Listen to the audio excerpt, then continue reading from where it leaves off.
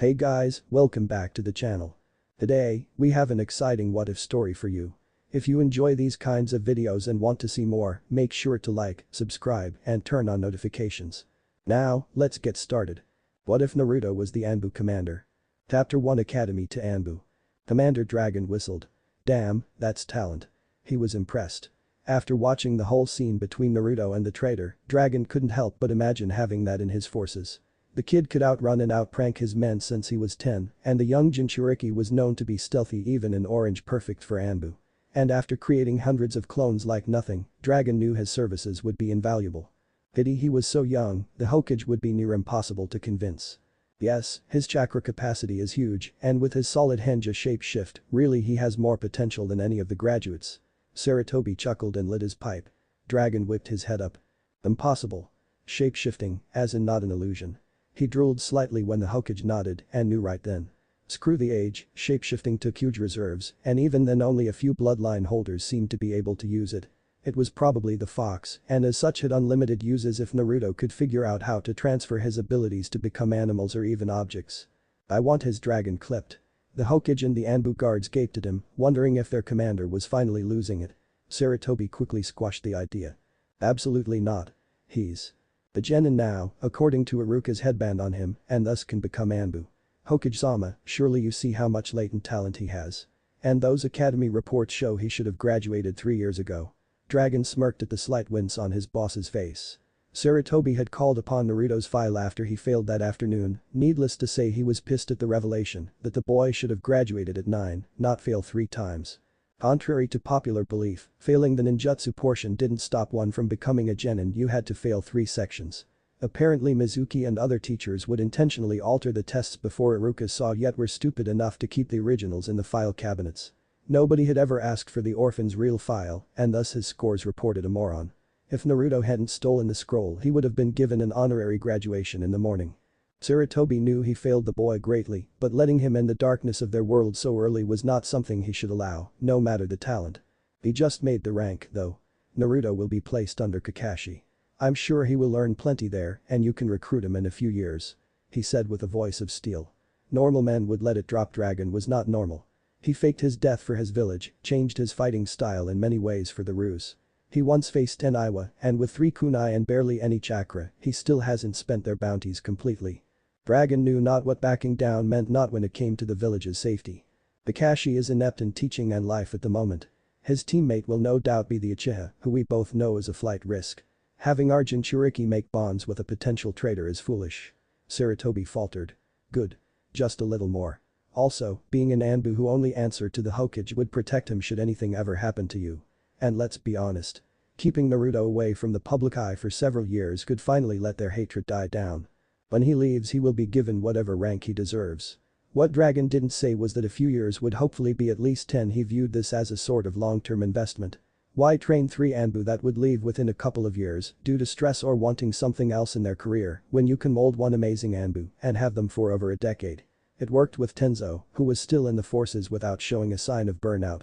Of course, Dragon wouldn't tell his leader that, nor would he mention that he planned for the kid to become captain level within 2 years. Sarutobi didn't take too kindly to rushing a ninja's training, but Naruto's ability with shadow clones just begged to be abused. Very well. I will consent to this for a time. What squad do you suggest? Sarutobi sighed.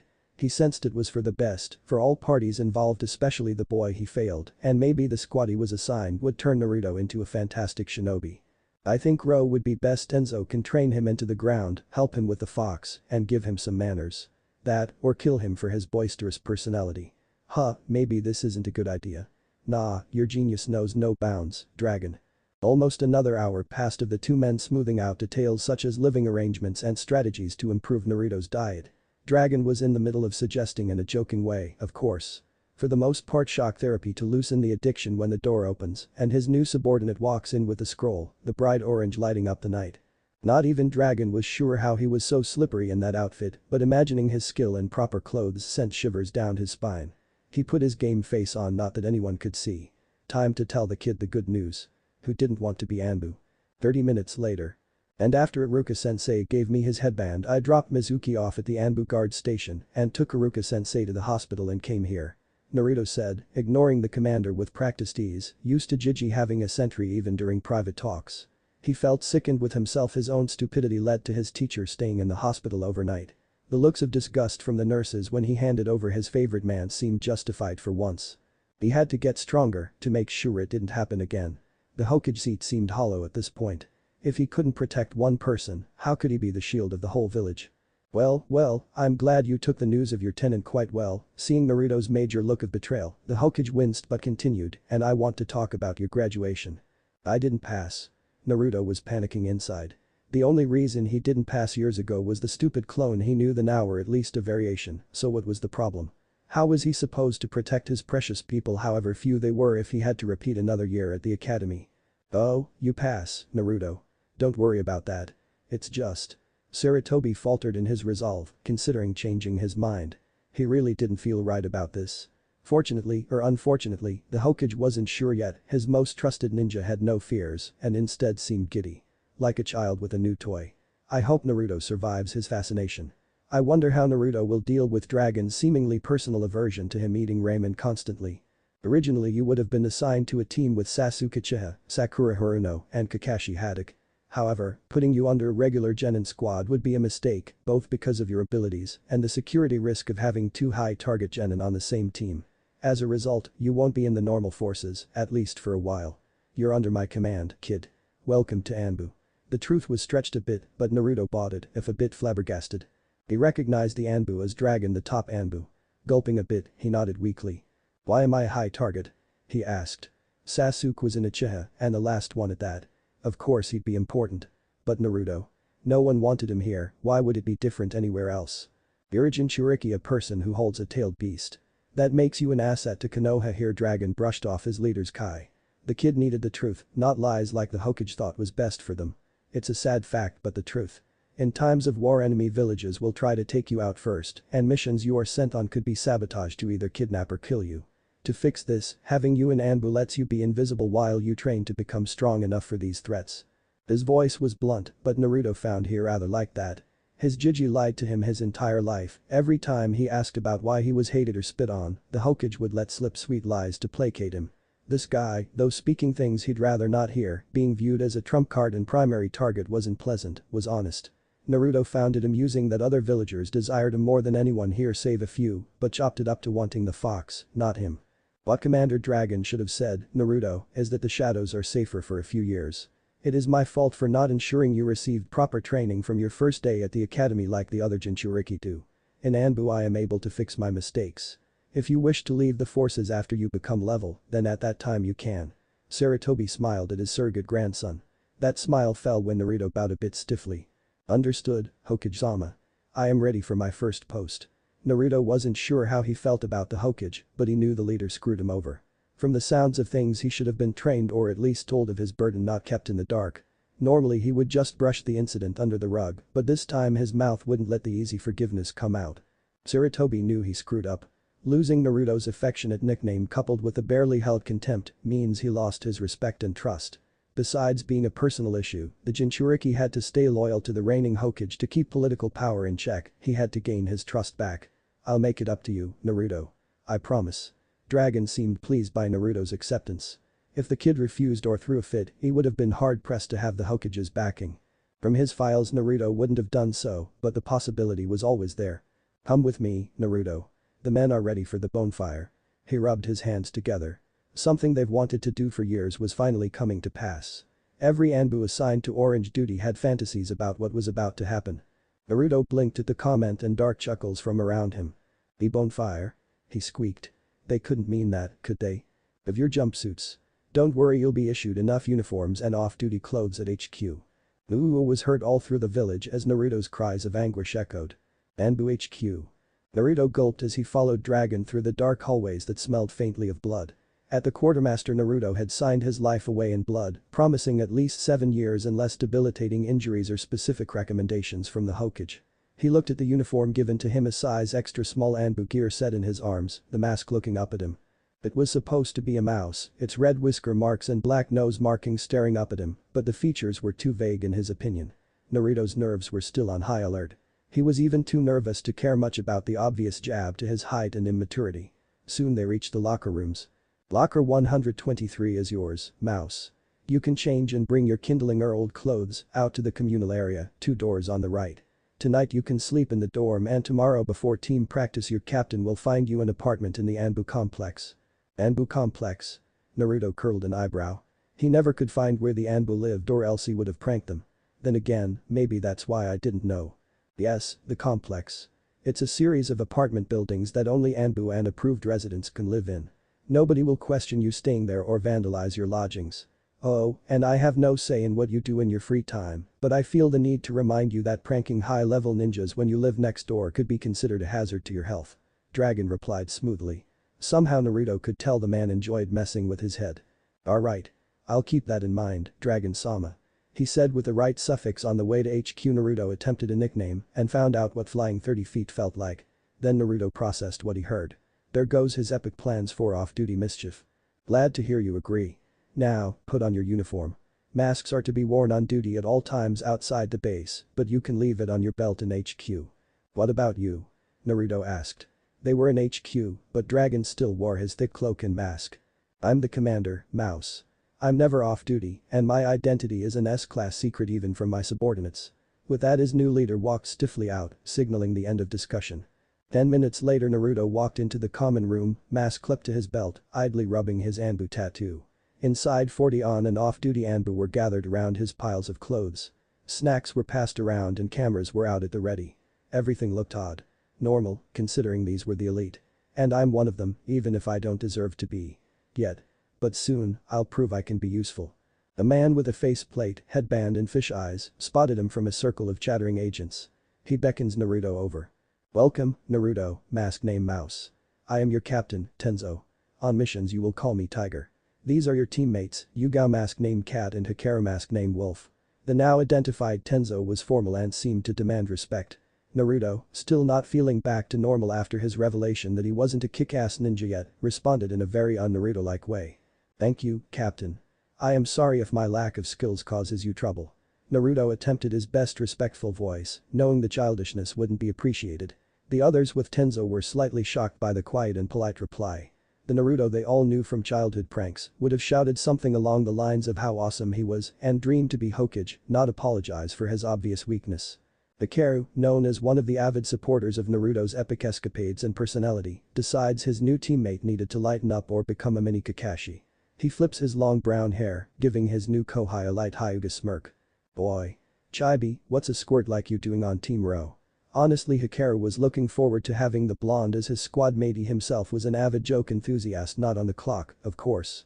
He felt that Naruto just needed a nudge after all that happened. Mizuki had already had many visitors after news spread of his attempts to kill Naruto. Naruto grew a tick mark.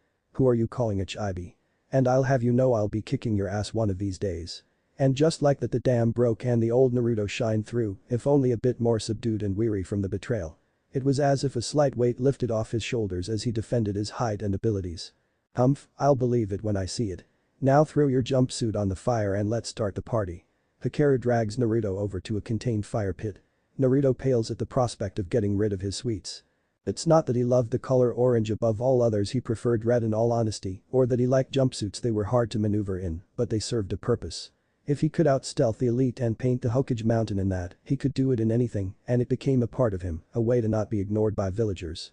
But, Naruto had a feeling the Anbu in the room would force him to burn them if he refused, and he had no delusions of beating dozens of elites. After a quick moment of contemplation, Naruto steeled himself and tossed the suit into the flames, determination in his eyes. That was my childhood. Now, I'm a Numi and Anbu recruit. I'll become strong enough to keep tonight from repeating or ending in a body bag for someone. Cheers echoed through the room and a hand pounded on his back. A lizard Anbu gave him a noogie and Hikaru tried to stuff a rice bowl down his throat. Before the night waned and he passed out into a creaky dorm bed, Anbu had already become a better home than Naruto's old one. Next day. Naruto stared at his new quarters, his 3 boxes of stuff already stacked neatly in the corner. With break-ins common due to the location of Naruto's apartment in the red light district, it never seemed wise to keep too much stuff around. He dropped the duffel bag carrying the 3 extra uniform sets and 6 off-duty outfits, Anbu pants, long black or green sleeved shirts on the new brown couch. Looking around he couldn't see why this apartment was half the cost of the others. It was small. It was plain. It was perfect. Naruto had a wide grin, giddy despite himself. Yada. This is amazing. Look at this couch so firm. And this window no drafts. The kitchen working appliances. And the bedroom so comfy. He ran from spot to spot like a chicken who lost its head. Captain Tenzo shook his head at his newest recruit's enthusiasm, but brushed it off as Naruto never having stuff half this nice. Yuga chuckled. And Hikaru? Well, he joined in. This carpet is so soft. And the chairs are comfy. He bounded around just as much as Naruto did. Yuga's face palmed at the two youngest members' antics. Hikaru. Naruto's apartment is exactly like yours. There is no reason for you to act like a caffeine-high toddler. She honestly didn't understand how Hikaru made Anbu despite his abilities at both Taijutsu and Ninjutsu, he was too carefree. Naruto was an exception, he was young, and both Yugao and Tenzo had plans to beat him into a respectable member of Team Ro. They had a reputation to take back. They used to be the top squad until Itachi defected and Kakashi left, damaging their image. Of course, as she observed Hikaru taunting Naruto from the ceiling and basking in the blonde's odd expression, Yugao had to wonder if it was already too late for a complete makeover. Hey, Yugao-senpai. Naruto's voice cut through her musings. Who are my neighbors? He knew Yugao lived across from him, Hikaru lived to her left, and Captain Tenzo had a larger apartment to her right. The new ninja never had neighbors before, and the thought excited him to no end. Until he saw his entire squad wince. See, there's a reason this apartment is so cheap. Tenzo started. Kakashi's fine, he's on your right and stays quiet as a mouse. But to your right. Yugao trailed off as she hugged herself. Is a monster so horrible it made a single word become outlawed, Hikaru's voice called from the ceiling. They shuddered together, and Naruto scoffed. He couldn't be that bad. I'll bet you guys are just trying to scare me. Yosh. I hear I have a youthful new neighbor to bask in the springtime of youth with. A boisterous voice appears in Naruto's doorway, accompanied by the most horrible sight imaginable, a green spandex alien. The alien gave a thumbs up and made his teeth sparkle. I am the extremely youthful Mido guy, Konoha's youthful green beast. Welcome youthful friends. It is most youthful to be an Anbu so young. Naruto paled as the creature grabbed his hand in a handshake that swung him around the room. It was then Naruto noticed none of his new comrades were in sight. Traitors, do the bonds we built mean nothing? In their respective apartments his teammates each sent a silent prayer of apologies to their youngest new friend. You Uzumaki Naruto, nice to meet you. He managed out between poundings into the floor. Guy would have continued, but an aloof drawl stopped him. Guy. Don't kill our neighbor before I meet him. The voice was accompanied by a cyclops reading the same orange book Naruto saw Hokage read. The man's eyes widened and narrowed when he spotted Naruto in his Anbu gear. Great, another hater. He thought glumly. Naruto wasn't aware, but Kakashi was narrowing his eyes at the fact his secret little brother figure and supposed future student was in a high security ranking apartment wearing the Black Ops gear, his tattoo still fresh. Whoever put him into Anbu at his age is going to count how many I know as I test them on their dying bodies. Kakashi Haddock was many things a failure as a teammate and big brother, being the two most important ones, in his opinion, but he wouldn't stand for a newly promoted genin that barely passed a die in the core. Before he went to his obviously senile Hokage he needed some information. My name is Kakashi Haddock. Who are you? You're awfully young to be an Anbu. You're what, 11? He bantered, fishing for any scrap of insight. Uzumaki Naruto, and yes, I know I'm too young and inexperienced for this, but the Hokage commander put me in it for a reason, okay? And I'm 12. I'm not that small. Naruto snapped a bit at the man, not liking him one bit. Kakashi ignored the tone, sights already set on a certain cage. His old team arrives then, no doubt hiding from the horrors that were his best friend. And looking at how Naruto was in a bone-crushing hug listening to youth he couldn't blame them. Kakashi drags his old Kohai into the hall. Tenzo, he says coolly. Why is my future student an Anbu? The anger was evident in promising pain for lies. Tenzo met his gaze evenly. Senpai. You will have to take that up with the Hokage. As far as I know Naruto was put onto my squad for his potential as both a ninjutsu specialist and tracking traps master with his shadow clones. And no offense but you've never shown interest in him before. Just because you feel you owe a debt to his father doesn't mean you can cast him aside until it suits you. If you'll excuse me I have a limited time to turn a genin into an Anbu. He left a stunned Kakashi and ducked his head into the doorway in time to see Guy offer to take Naruto on early morning training. Training? Yes. Naruto said excitably. Training was always welcome. Of course, he'd never seen Guy's methods before. Yosh. Then I will wake you at 4 tomorrow, my most youthful neighbor. Achem, time to go. Naruto, make 2 clones and have them study the rule and code of conduct books I left in your bag. We have training until 9 tonight. Naruto nodded as he slid his mask on, becoming Mouse to the outside world. The people in his complex may come to know his identity over time, but the more obscure he was to the common ninja and villager the better. Yes, Captain. He didn't even try to say Captain Fish Eye's dragon was bad enough, what could his captain do? Yugao held onto Naruto's shoulder and shunshined them to Team Ro's training grounds. Training grounds, 2 hours later. Naruto was working on katas in slow motion with Tenzo, while 10 clones worked on tree climbing under Yugao's gaze, and Hikaru taught another 10 clones the Shuriken Shadow clone. As he focused on the forms Tenzo brought to light his situation. We have 4 weeks of uninterrupted training. Every day from 6 am after Gai till 9 at night I will work you to the bone. In this first week we will work on solidifying your basics and hopefully have you master both the Shuriken Shadow clone and the tree climbing. Like all Anbu in this time the Kawarimi will become seal-less and instantaneous, as it is that has saved more ninjas than any other tool. After that water walking, Shunshin, Kenjutsu, and an elemental attack will be introduced. You will also have memorized the Anbu signs and rule book in this time, as well as the map of the Land of Fire. I can already do Kawarimi without seals. Naruto looked away in embarrassment as Tenzo gaped at him. Show me. He ordered. Naruto wouldn't lie, but Tenzo had trouble believing that the boy could learn to use the to that level without help, no matter how wrong his records were. Naruto instantly replaced himself with his backpack about 100 feet away. I had nothing better to do last summer and read in a book about how getting Kawarimi to be seal-less was a chakra control exercise. I thought it would help my clones. Naruto didn't mention he took 7 months of practicing every day to do so. Well, good work. Then we will replace that time with hand speed practice in general and battle experience with the Kawarimi. What happens after that? A month of training won't make me ready for missions. Naruto scowled as Tenzo wrapped his arm with a twig to correct his elbow height for a grapple move. After that our team will take guard and patrol missions of non-essential areas for another 2 months to solidify teamwork. During this grace period your speed, dodging, taijutsu and kenjutsu skills will continue to be worked into something passable, and the core's trap specialist will begin improving your repertoire in the art. I left space throughout these 3 months for 2 hours in the evening for you to learn another skill of either more ninjutsu or additional weaponry. Which do you prefer? Naruto thought for a moment. More ninjutsu sounded fun, but to be honest, Tenzo explained his control needed a lot of improvement before more than the ones planned could be learned, so that was out. Weaponry was necessary, but he already had 3 hours dedicated to it 6 days a week. Any more throwing or sword practice shouldn't be needed. That left sealing. I choose, Captain Naruto said finally in a small voice, remembering the rule of while on duty or training, quiet and serious. Tenzo nodded in approval at both his answer and the volume. Good choice, Mouse. I don't know more than the basics, but I have a feeling even without help, you'll find the art to be easy, he said knowingly. Naruto narrowed his eyes slightly and prepped to grill his captain on the subject when Tenzo cut off his intake of air. 10-minute break. I believe it's time we actually introduce ourselves besides names. The 4 ninjas sit in a circle while clones continue their work, masks off in the grass.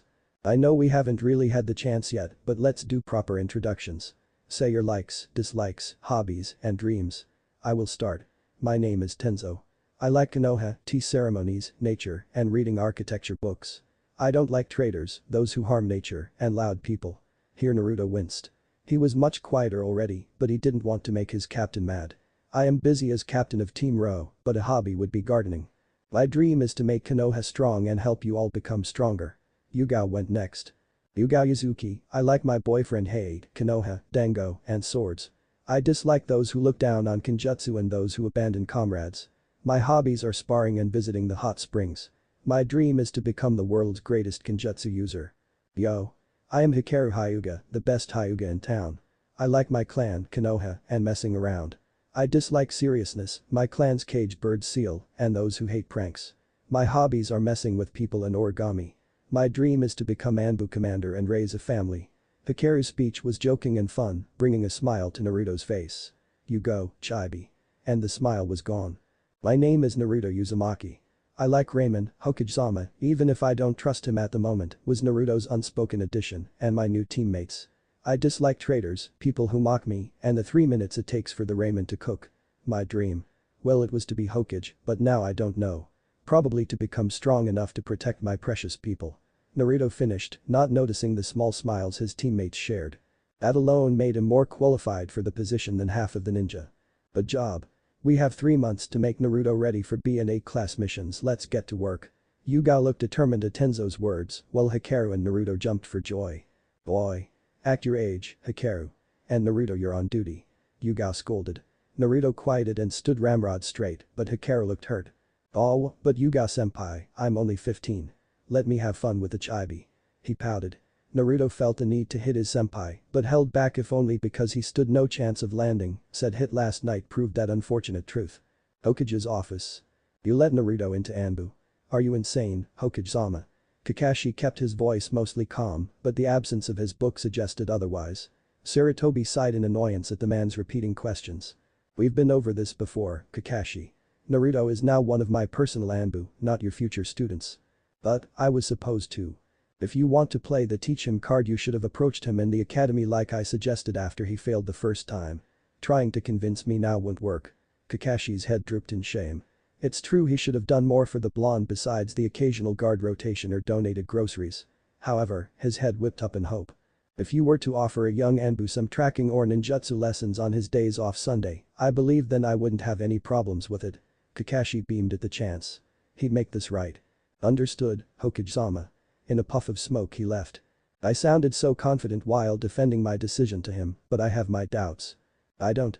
He's already become more emotionally stable under Tenzo, and Guy will be working on his endurance every morning as a favor to me.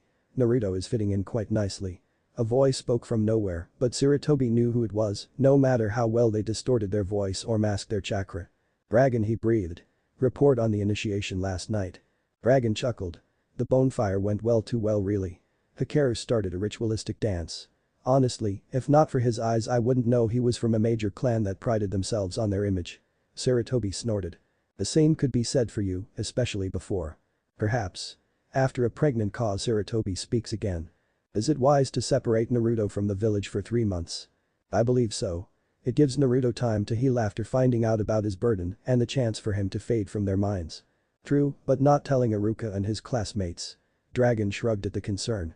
Most Anbu don't spread their identities around anyways, even if it's not forbidden among allies.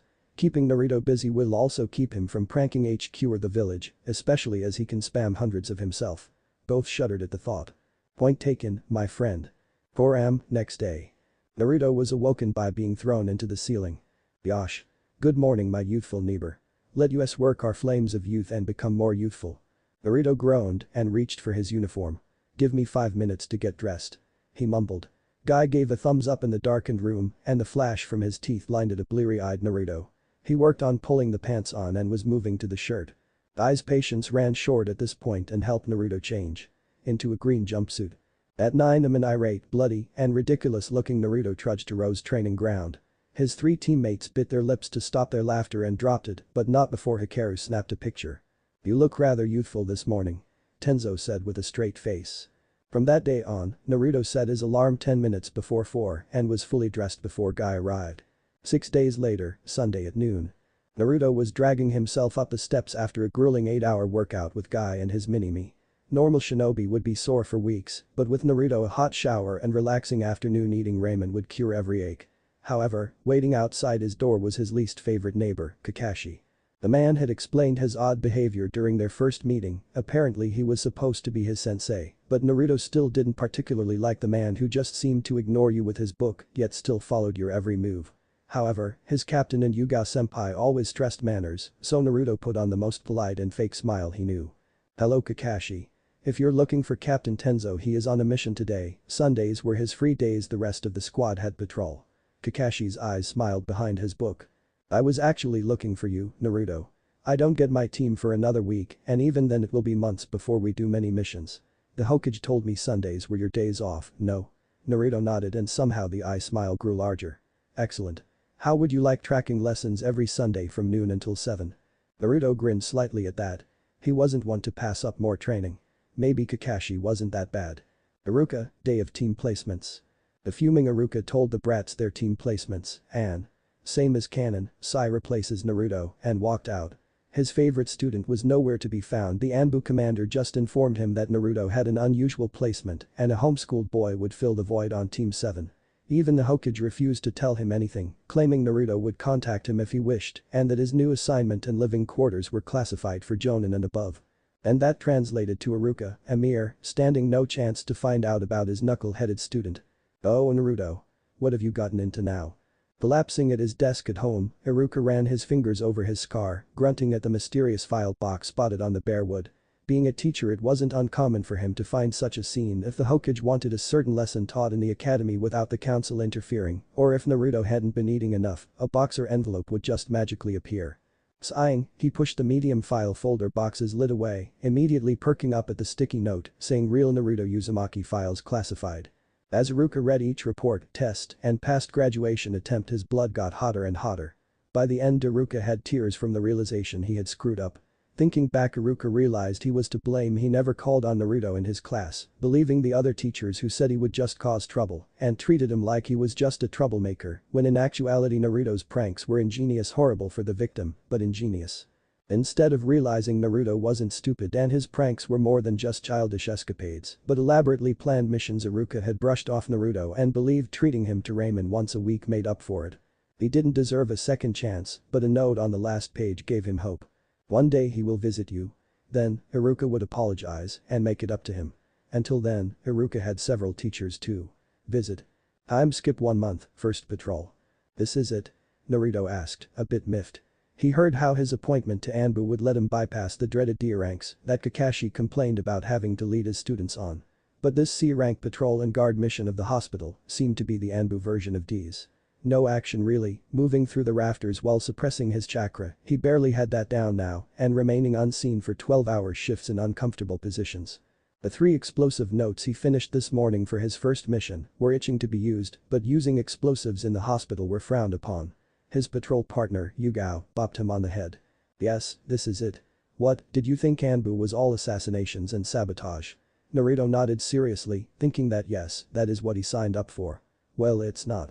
Every squad has both village duties and border patrol to go along with the higher level missions. Now be quiet and go guard the front lobby. And remember the radio and shadow clones for emergencies. Naruto sighed and left for his mission. The posts for the Anbu split each floor into 2 sections. Team Row was assigned the bottom 2 floors, while another managed the top 3. From his perch, Naruto had a front row seat to all the hospital drama. It was horribly boring, but a difficult man at the desk looked promising. Sir, please calm down. I will not calm down. Not until you take me to my son. A simple C rank to River, they say. Simple my ass, he's been in heart surgery for 6 hours. A burly civilian waved his fist in a threatening manner and the nurse gave the signal for his intervention. Code Anger, Naruto whispered into the headset. Code Anger translated into a civilian on the verge of physical violence. Appearing between the medanin and the red-faced father, Naruto said the rehearsed lines Captain Tenzo drilled into his head the past 2 days. Sir, my apologies for any trouble, but the healers are doing their best. Please be patient and sit down. Naruto pointed a finger to the nearest seat, feeling very much like a crossing guard rather than a shinobi. The fist comes at him, and only the reflexes his training ground into him allowed Naruto's hand to grab the meaty glob, pumping chakra to match the strength of the man 3 times his size. Calm down. Hell no, you ninja always order us civilians around, and I'm sick of it. He shouldn't even be a ninja. Take me to my son, now. Yugao shuns him behind him, knocking him out with a tranquilizer. Naruto inclined his head gratefully and 2 orderlies dragged the unconscious father away. Relieved, Naruto turned, nodded to the grateful but perplexed nurse, probably not used to a 5'2" Anbu, and disappeared to his post again. Good work, Mouse, Yugao's voice praised from the headset. Naruto smiled slightly. Maybe guard posts weren't so bad. Chapter 2. Naruto, in his off-duty gear, dived under a branch in pursuit of the package. Kakashi was having him practice the capture and retrieval aspect of Anbu, and his tiny summons pack-in was deceivingly elusive for his size. Naruto refused to give up, however ramen was on the line. Ever since Naruto joined Anbu, he had a sneaking suspicion everyone hated ramen, or at least him going to get ramen. Monday through Saturday lunch and dinner were packed affairs to save time, while Sundays were too exhausting for him to want to trudge across town in the opposite direction of the apartment for ramen. The couple of times Hikaru treated him, they always stopped at the Benkunai, a bar and grill for active former Anbu. Deliveries were impractical as well for his favorite food. Naruto was stuck to instant ramen, and a thief was going around the complex that only stole the instant cups. It was an outrage, as the bastard was able to bypass every trap he set up, even the barrier seals. But Kakashi had given Pakin a scroll to carry today. If Naruto caught him, he would be treated to unlimited ramen at Ichiraku's. Nothing would hinder his quest. Almost there. The pug diverted himself from a mud pit trap and blindly charged past another set of explosive tags. Closer. Pakin rounded a corner where 5 clones waited. He dodged 3, but 2 more were waiting with a net and glue. "I hate you," he growled in a rough voice as he tried to clean his paws off. Naruto smirked and grabbed the scroll. "I win." A slow clap sounds from behind. Kakashi and Dragon materialized from the trees. "Impressive. Only 1 hour to capture and even I couldn't track Naruto most of the time." Kakashi complimented with an eye smile. The dragon whistled. "They keep up with it after only a month. Not too shabby. Not good enough, but almost passable." Naruto beamed at Dragon's roundabout praise. Dragon was harsh at times. Bi-monthly inter-squad training he still left bruises on Naruto's spleen, but he was fair. If Dragon said it was almost passable then it was almost good by normal standards. And again, Naruto was in Anbu. Everyone else's standards didn't apply to them. "Thank you senpai, commander." Naruto bowed. Before he would have loudly proclaimed how of course he was awesome, but that died the day Iruka almost did.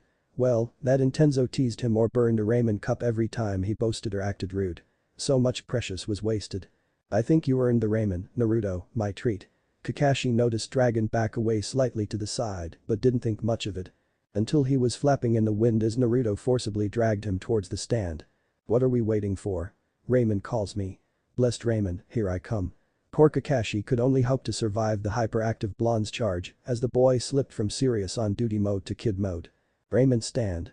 Kakashi was regaining consciousness in time to see Naruto devour his 17th bowl. "Keep him coming, Tucci. Kakashi-senpai is paying." Naruto cheered. Tucci chuckled, glad his favorite blonde was back. His stand needed the money. "Naruto. Where have you been for a month? Even your apartment was cleaned out." AM swatted Naruto with her towel to gain his attention. Seeing the red aura surround his big sister he gulped. Well, AM. I passed and am now part of a special assignment for the Hokage." Kakashi interjected. Anbu weren't really supposed to advertise their status. Those that figured it out, fine. Otherwise. I need to know only. He shoots Naruto a meaningful look, at which point the blonde nods. "Yeah, a special assignment. Ninja stuff, can't talk about it." He grinned at her and she relaxed. "Oh ho ho.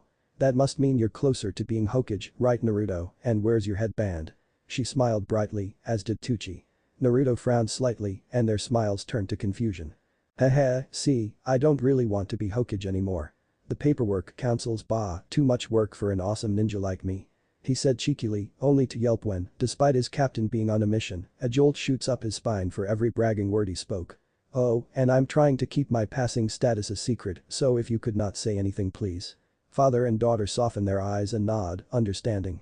Kakashi was somewhat shocked at Naruto's lifelong ambition changing, but realized he shouldn't be. It was common knowledge in the Anbu circles that the third and Naruto had a sort of falling out after Naruto learned of his tenant. Since that night the Hokage looked even older than normal and cringed every time he gazed at the pictures of a younger, smiling Naruto wearing his hat. Rumor was the boy had even taken to calling the Hokage by his proper name, scaring many. If Naruto called someone by their proper title and they never had an air nickname, then Naruto respected them as a person and authority figure. An example of this would be Iruka or Kakashi, neither ever receiving a playful butchering. But, if Naruto gave someone a personalized nickname and said person betrayed him enough to lose said nickname, it was the equivalent to being spit in the face and peed on by Naruto. So much like his mother. "Oh? Then what is your dream, oh awesome ninja?" AM giggled, breaking Kakashi out of his musings. "To be strong enough to protect those precious to me. And maybe get a ninja animal." He added absent-mindedly. Kakashi perked at this. A ninja animal? What kind? Was his little brother trying to emulate him to become a dog summoner? If so, Kakashi's private dreams of his own mini-me would be realized. He could rub it into guy that looked like he lived next door. Yeah, a cat, though ninja cats cost the pay of an S-rank mission, so it will take about a year before I can afford one. Still, cats are so cool. And there goes that dream, for cats were the opposite of Kakashi's hip and cool. Unless. Say, Naruto. Try this on.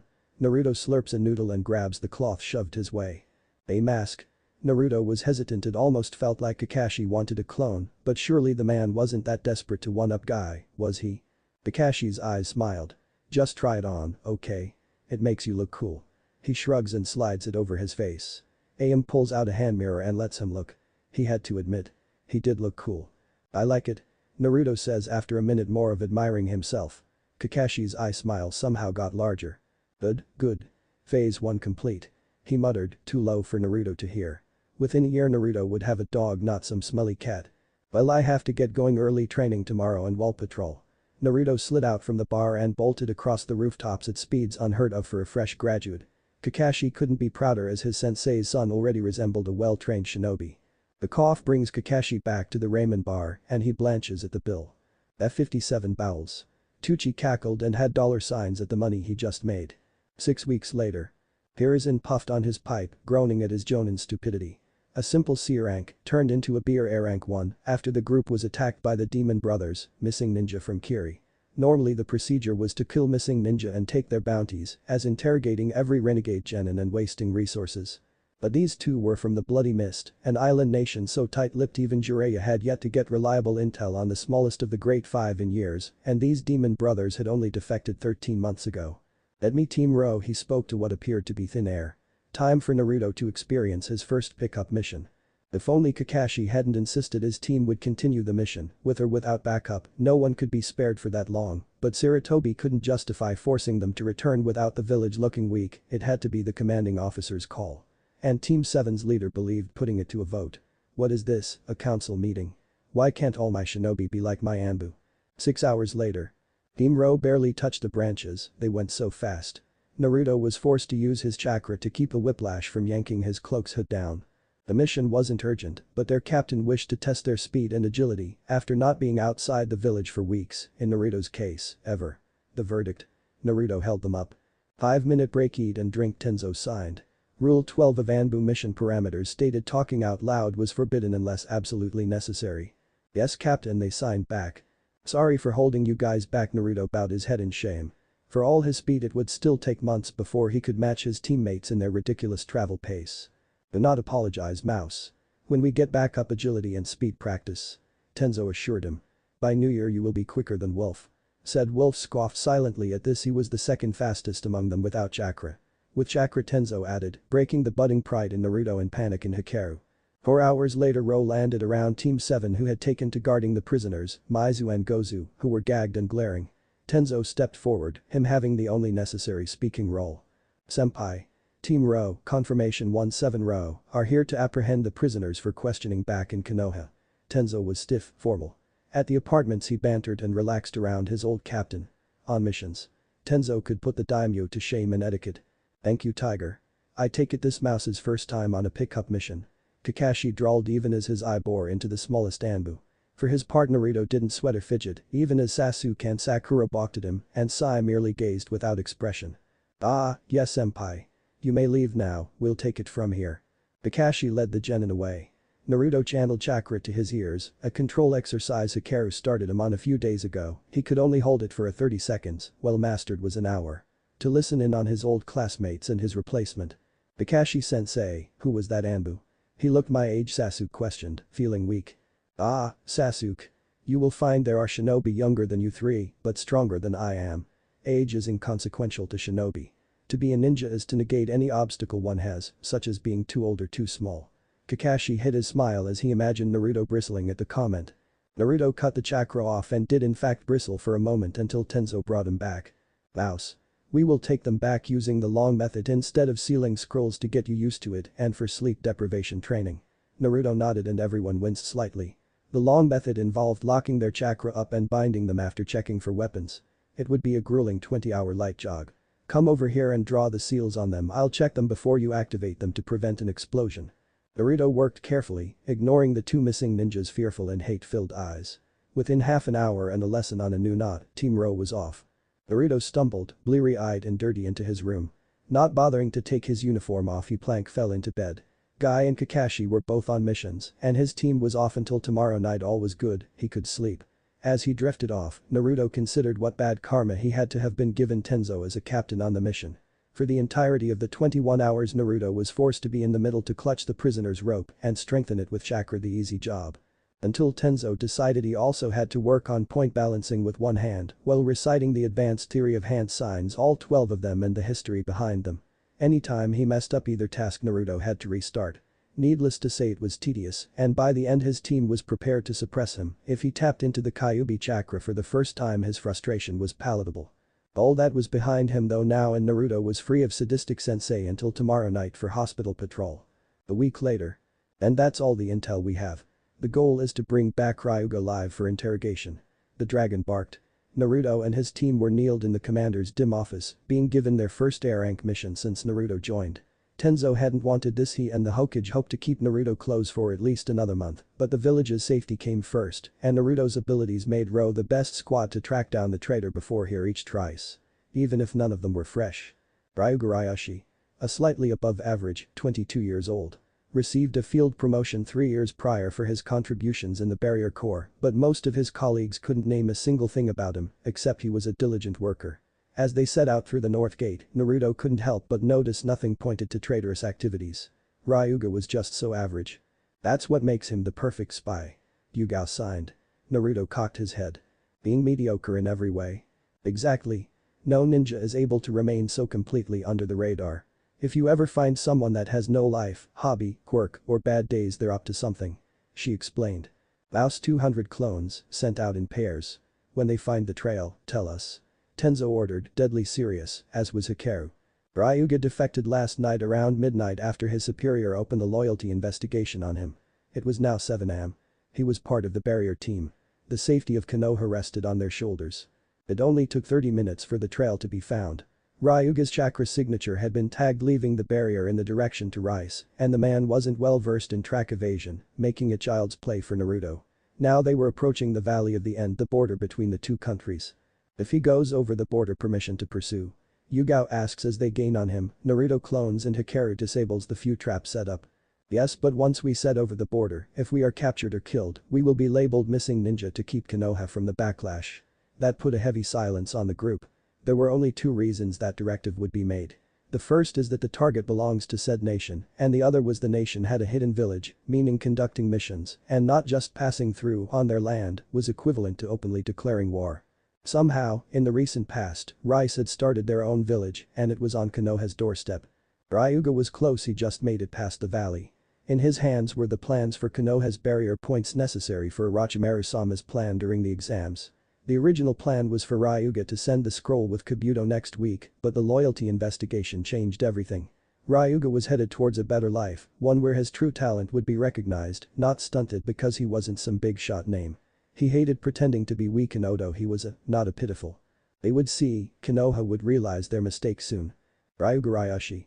Surrender yourself. You're surrounded. Tenzo spoke with confidence, making his voice echo with chakra. Naruto clones changed into different Anbu members circled in, tantos drawn. The real Team Ro were mixed in. Crap. They sent over 20 Anbu after me. But I'm just even if I'm a part of the barrier squad. Heh, I'll bet they'll underestimate me, and then I'll strike.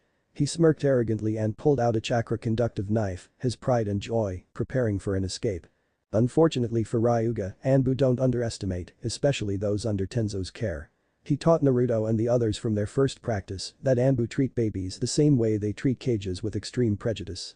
Formation C. 10 of the clones jumped close, puffing away with twice the normal amount just before they connected. In the confusion, Yugao and Hikaru go in, Hikaru blocking them on Ryuga's arms and legs, while Yugao takes out the weapon. Finally, Tenzo created wood bindings and Naruto Shinshined behind Ryuga, knocking him out with a chop like Dragon taught him during the last practice. Tenzo sealed the traitor into a prisoner scroll, and the Anbu began to head back. Good work. Let's go down, and they hit the deck. A fist the size of a boulder grazed the crown of Naruto's head, cutting a strand. He shivered at the close call. An Akamichi. Hikaru let out a stream of curses. Not just any Akamichi, that is Akira, an A-rank missing ninja. She defected 2 years ago, now we know where she went. In front of them was indeed an Akamichi, more muscle than fat though, and a music note headband adorned her forehead. You crossed the border, prepare to die, she taunted. Tenzo cursed inside. They just finished a gate patrol before being given this mission. No one was fresh, and Akira was bordering on elite 2 years ago. What level would she be now, studying in a new village? No, better to talk their way out than fight. Keeping Ryuga from escaping was top priority. We have not crossed the border, I assure you. I suggest we go our separate ways instead of needless bloodshed. Tenzo reasoned. Akira just laughed. I say you cross the border and your bounty alone, Woodland Tiger, will pay my food bill for a month. She expanded both arms and the group scattered. Truth was, Akira was not actually looking for a fight. She was at less than half her chakra and recovering from a mission. But orders were orders. She had to get Ryuga, take his intel, and then kill him. Konoha couldn't find out her master's plans. Wolf now. Tenzo yelled, and Hikaru landed on his right hand. Sending a lightning-enhanced gentle fist, it's stupid for other Hyuga to not use much ninjutsu, so much potential. At the elbow, the arm shrinks to normal size, hanging limp. Hikaru is hit by the left hand, however, and is slammed into a tree. Yugao blocks another punch with her sword and preps the planned counter-attack, only for both to be blown away, screaming with blood pouring from the ears. "How do you like my decapitating sound waves, kitty cat?" Akira sneers, showing holes in her fingers letting out sound waves. She expands her whole middle, ready to squash the two. "Wood style."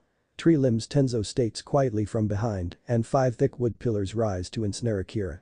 Meanwhile, Naruto and 2 clones pick up the unconscious Yugao and Hikaru, taking them back to Konoha's side, but not before receiving a burst eardrum from a disrupted sound wave. "Like this can hold me." Partial expansion and one finger from the non-blocked hand enlarged, sending Tenzo into a tree with a sickening thud. Tenzo bursts into wood and the real one rises out of the ground. Sound waves tear his armor apart, giving him deep lacerations in the torso. "Take that, you bastard." She ground out. Akira had let loose the last of her chakra and the wood bindings drained the rest away. She struggled to stay awake but smirked, wanting to go out with a bang. Tenzo sees this and finishes with a plan. "Now, mouse." Tenzo shouts as he slumps against a tree. Naruto switches with the destroyed clone. 6 hand signs later and his second elemental impacts Akira's head. Wind style. Air Force palm and a compressed vacuum of air fires into the woman's skull from his hand center, blowing her brains out.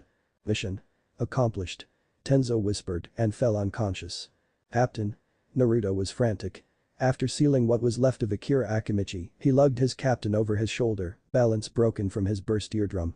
It takes almost 5 hours for Naruto and clones to reach the patrol near the gates. Immediately his team was taken to the Anbu hospital and Naruto was rushed into a meeting with the Hokage, commander, and Danzo after a quick healing session. "Anbu Agent Mouse, we are here to have an oral report on Ryuga's capture and apparent death, seeing as the scroll containing him was damaged beyond salvage when your captain, Tiger, was injured." The Hokage was grave. On one hand, Ryuga failed in handing over the information to whomever he was trying to, and an air rank rogue was taken out. On the other hand, they couldn't interrogate him and both of the dead were damaged beyond a mind scan. A hollow victory, really. Hokage-sama. Team Ro, after a 12-hour shift, was summoned to track down the traitor Ryuga Ryashi. "We set out from the north gate." Naruto took a deep breath as he completed his report. His stomach churned as his superiors seemed to loom down on him. He followed orders to a T back up. Twice he saw an opportunity to jump in before the signal or to rescue injured parties, and twice he let the opportunity slip past because of orders. Yes, they won. And yes, everyone was expected to survive and be back on rotation in a week. "I see you blaming yourself, Mouse." Dragon cut into his thoughts. "You were not ready for this mission yet, but you performed it to a high standard. We lost a valuable source of intelligence, but we kept everyone alive. That is most important here." Ryuga didn't escape, marking this as a successful mission. "Do not coddle the boy." The mission parameters were clearly to bring Ryuga back and keep him from any outside forces. They did that. Being alive was preferable, but be grateful our secrets weren't leaked. Sarutobi stopped Danzo from tearing Naruto down. The boy was tired, injured, though he was mostly healed by now, and beating himself up over his inability to do more yet. "Go rest, Mouse. You will spend the week under my tutelage until your squad is ready. Be at HQ tomorrow at 9. Oh, and the bounty will be split evenly between your squad." Dismissed. Naruto wordlessly disappeared in a shunshin, longing for his bed. "You put the weapon in Anbu, but still you coddle him. For shame, Hiruzen." Danzo sneered as he hobbled out. "That was his first kill, correct?" Sarutobi asked with an eye roll after the elder left. Dragon nodded. "Tomorrow it will hit him, after he is rested and settled I'll give him the talk." Sarutobi closed his eyes, wishing he could be the one to give it, but knowing Naruto still hadn't completely forgiven him. "Very well then." Sunday, 2 months later. "You'll have to do better than that," Naruto said as he danced around the field, dodging Sasuke's endless stream of fireballs. It was funny outmaneuvering his former rival, but he also felt bored. Was he really Rookie of the Year? Sheesh, I could take him without my hands now. Naruto had spent a week being a dragon's training dummy disguised as actual teaching. Naruto had walked into the HQ training room sick to his stomach as he realized he killed someone. He looked at his hands in horror at what he did until the commander cleared his throat. Dragon told him bluntly. "You kill, that's what a ninja does. You didn't enjoy it, that is good, that means you're human, but grow up. Killing and dying for the village is a part of our job. Now prepare yourself. You're mine this week." And without another word Naruto was sent flying with a punch. Hell Week had commenced. Dragon called it dodge and speed training. Naruto had called it being a dragon's Jutoi 101. That was 2 months ago, and since then his team had upped their training to prevent such a simple enemy outclassing them with an unexpected trick. Naruto used his reward money to bribe a medic Anbu in how to patch up wounds, better Tenzo almost died from blood loss, and Naruto apparently should have sutured the cuts and checked for concussion before moving any of them. The medic, another Hyuga, was pleased to see someone taking a further interest in first aid, as only captains had to take courses over it, and if the captain was out, many squads were screwed beyond the absolute basics, as competent combat medics numbered less than 10 in the entire village, the others were basically doctors with a little ninja training. Naruto wasn't able to learn medical ninjutsu, but within a few weeks he could stitch, cauterize, and brace to just below battlefield standards in speed and quality. 3 bandit cleanups and a 2-week border assignment had forced Naruto to fully get over the killing is an absolute last resort feeling he had grown up within the academy. Many shinobi in peacetime could find ways to just capture or evade targets and rarely had to end lives. Anbu wasn't like that. Though the four spent a large amount of time as silent watchers inside the walls, they got their hands dirtier than most. Naruto learned to accept it over time. It helped that Hikaru took it upon himself to force Naruto to find a hobby. A small plant now greeted him after work every day from the living room window. Today, Naruto had gone to the training grounds for his tracking lessons, only to find Kakashi-senpai waiting with his genin team, a pale boy he'd never talked to before smiling creepily at him. Sasuke had taken one look at his black outfit and mask and smirked. As he was off duty and planned to go out to eat afterwards, Naruto had left his headband and emergency uniform sealed in a scroll in his pocket. No one but the Hokage and those above rank had caught on that the demon became a shinobi. While not imperative for him to hide the fact, the promise of a Raymond Buffett from Tenzo, if he managed to keep a low profile until the exams, was plenty of motivation. Dope. Trying to copy a ninja since you couldn't be one? In truth, Sasuke was curious. No one had seen Naruto since the graduation exam. One person swore they spotted him at Ichiraku's once 2 months ago, but nobody was sure. He had become a ghost. The Naruto standing in front of him was like a cat, slender, light on his feet, and deadly quiet. "Hello, Kakashi-senpai." Naruto chose to ignore his old schoolmates. He technically outranked them, and if he started insulting them, Tenzo would have his hide for setting a bad example. Even while on missions he finds out. Are they practicing with us? "Hello, Naruto." "Yes, my cute little genin is starting to prepare for the exams in 4 months." Naruto nodded in understanding. "The commander debriefed us on that last week. So many patrols and guard stations, and we got the worst one," Naruto grumbled. Team Row was on second stage duty, meaning they were going to be stuck in Anko's personal playground. Captain Tenzo already had 2 practices a week scheduled in the forest to prepare and set up checkpoints. Kakashi winced slightly in mutual sympathy, not missing those days of monotonous watching of stupid genin play fighting. "You'll be fine," he reassured weakly, not believing himself for a second. Many Anbu tried to be put on medical leave or long-term missions when Konoha hosted the exams. But enough of that. "Naruto, you are going to be the target for these 3 today." Naruto narrowed his eyes at the genin, while Sasuke and Sakura scoffed. "Like that Baka could be anything special. I bet Sasuke will find him easily." Sakura shrieked loudly. "Why should I waste my time with him? If I'm here to be a target, then I would rather go and nap at home." Naruto turned to leave. "If you don't get caught, I'll teach you the second step to your wind manipulation." That stopped the young Anbu. He finally mastered the leaf-cutting exercise, but nobody knew or had time to tell him what the second stage was until after the exams. "And teach you the wind tonight." That did it. "Of course I'd like to help." "Welcome to hell, genin, and just try to catch me," Naruto said with a grin before Naruto was replaced with a log without any smoker seals. Kakashi chuckled at his students, well, 2 of them, the third was blank expressions. "Naruto is on a special assignment, so to say, which is why he isn't on a team and you haven't seen him." Kakashi answered the unspoken questions. When they paused to contemplate his words, they decided to motivate them. "Well, you have 2 hours, so I'd start tracking him. His specialty is traps, and tracking him will be difficult as his ears have become almost as good as an Inuzuka. And his chakra sensing will be Anbu level within the year." Went unsaid. Kakashi couldn't crush his students' hopes before they began. Watching his students dart into the forest, Kakashi hoped his plan to nip his students' egos in the bud would work. Ever since the Wave Mission, Team 7 had begun thinking themselves the best in Konoha simply for surviving Zabuza and beating his apprentice. Cockiness and arrogance killed more shinobi than many would care to admit, and Kakashi was determined to not let his students become an engraving on the memorial stone. If they were beaten by Naruto, their pride would be crushed, allowing Kakashi to build them back up properly. As Naruto dodged another of Sasuke's sloppy punches, he sighed. Just because he kept out of reach of them today and ended up capturing them, Sasuke demanded that power like Naruto should just drop on his knees and hand over his hours of training. Impossible. It would have been worse if the blonde had divulged that Kakashi tutored him. Naruto finally grew tired of the game and sunshined himself behind the older boy, knocking him out with a chop, following the same plan of attack he used on Ryuga, basic but effective.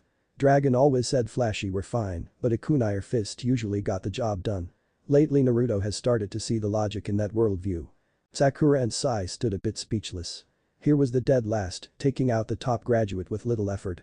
Sai was of course stronger than Sasuke, though he was ordered to only show it in emergencies, but he was still surprised. Kakashi clapped slowly from a tree. That was a very decisive victory, Naruto. Sakura, Sai, take Sasuke home please and let him recover his pride alone. Oh, and you are not allowed to talk about your training here today or about seeing Naruto, am I clear? He bore his eye into them, releasing killing intent. Sakura and Sai give affirmations and carry their unconscious teammate away. After they vanish down the path, Kakashi smiles at his least annoying student. Naruto, I believe I owe you a. 6 hours later. Wind style. Drilling air bullets.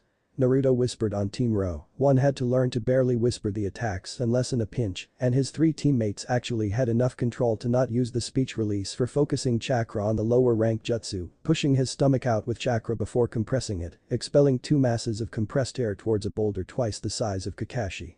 The 2 hit and the boulder was cracked straight through the middle. That's enough for the day, Kakashi ordered, and Naruto collapsed to one knee. For not completing your elemental manipulation yet, you show surprising ability with the air rank. With practice and cutting the waterfall, I'm sure you'll be able to get up to 6 bullets. Kakashi's eyes smiled as Naruto groaned and fell face first into the dirt. Of course, using a stronger call would give you a cushion of control. He added. You know why I can't do that, but thanks, Naruto mumbled. I have tower patrol for the week so I can send clones out to work on the waterfall. He wasn't happy about being given the right corner position for the entire week, it was the only spot that required a constant stream of the chameleon. Yugao and Tenzo swore it was to make him master it, but Naruto suspected they were just too lazy to do it themselves. Hey, senpai? Naruto asked hesitantly after a moment. Kakashi gave the go-ahead motion. I asked a Hokage about my parents again, and he said he didn't know about them, but he had that look in his eye, the one when he's lying to me, so I was wondering if you knew about them. Kakashi winced inside, hating himself for what he was about to do. I can't answer that, Naruto, so stop asking. He said harshly. Naruto flinched at the tone, and Kakashi went back to his cheerful tone. Anyway, it will take months to split the waterfall, take your time, and I'll see next week. And Naruto was left alone to crawl back to his apartment. Next day, after shift. Naruto rolled his muscles, stretching after a tedious day of standing without being seen and listening to the Hokage do paperwork. A few times Genin squads would show for mission assignments or reports, but generally the sound of stamping was the only break in silence. Then Kakashi's team came in for another C rank, a diplomatic one requiring the Hokage's approval. Kakashi. I thought I told you to stop spending time at the memorial stone for hours, you're 3 hours late. The Hokage growled slightly. Naruto latched onto the words memorial stone. I've heard of that, maybe my parents are there. Why didn't I think of that before? Naruto, longing for any scrap of his past, determined himself to unravel the mystery of where he came from. After that Naruto had counted the seconds until his freedom. He set a new record for changing into his street clothes and darted out of the dim base. At the stone, Naruto ran his fingers along each name. Kido Ushio, Sakura Izumo, Kushina Uzumaki. Bingo. Writing the name down inside the cover of the history book Tenzo had assigned, Naruto took off back to HQ. Kushina was the only Uzumaki, making her most likely his mother. If the third never told him, that meant it was another secret, a secret kept in the basement of the records vault. At Dragon's office.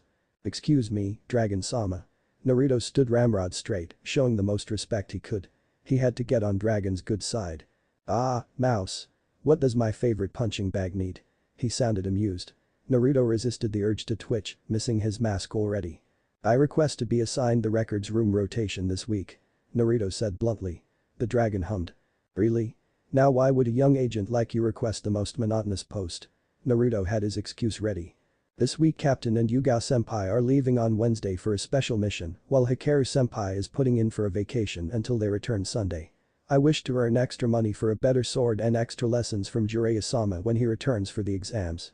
I am told the records rotation pays more than others.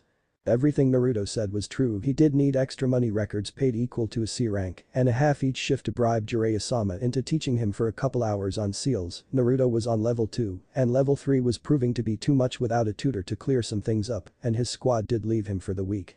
Naruto originally would have taken several days off as a reason to stay in a secluded training ground, camping supplies in hand, and work non-stop on wind manipulation and his new. Now he'd sent 10 clones to make progress on the waterfall while he snooped for his birth certificate and probable mother's file.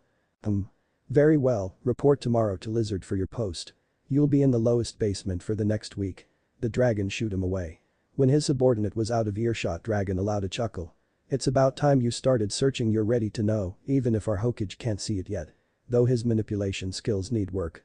Oh well, I guess another private session is in order. Apartment.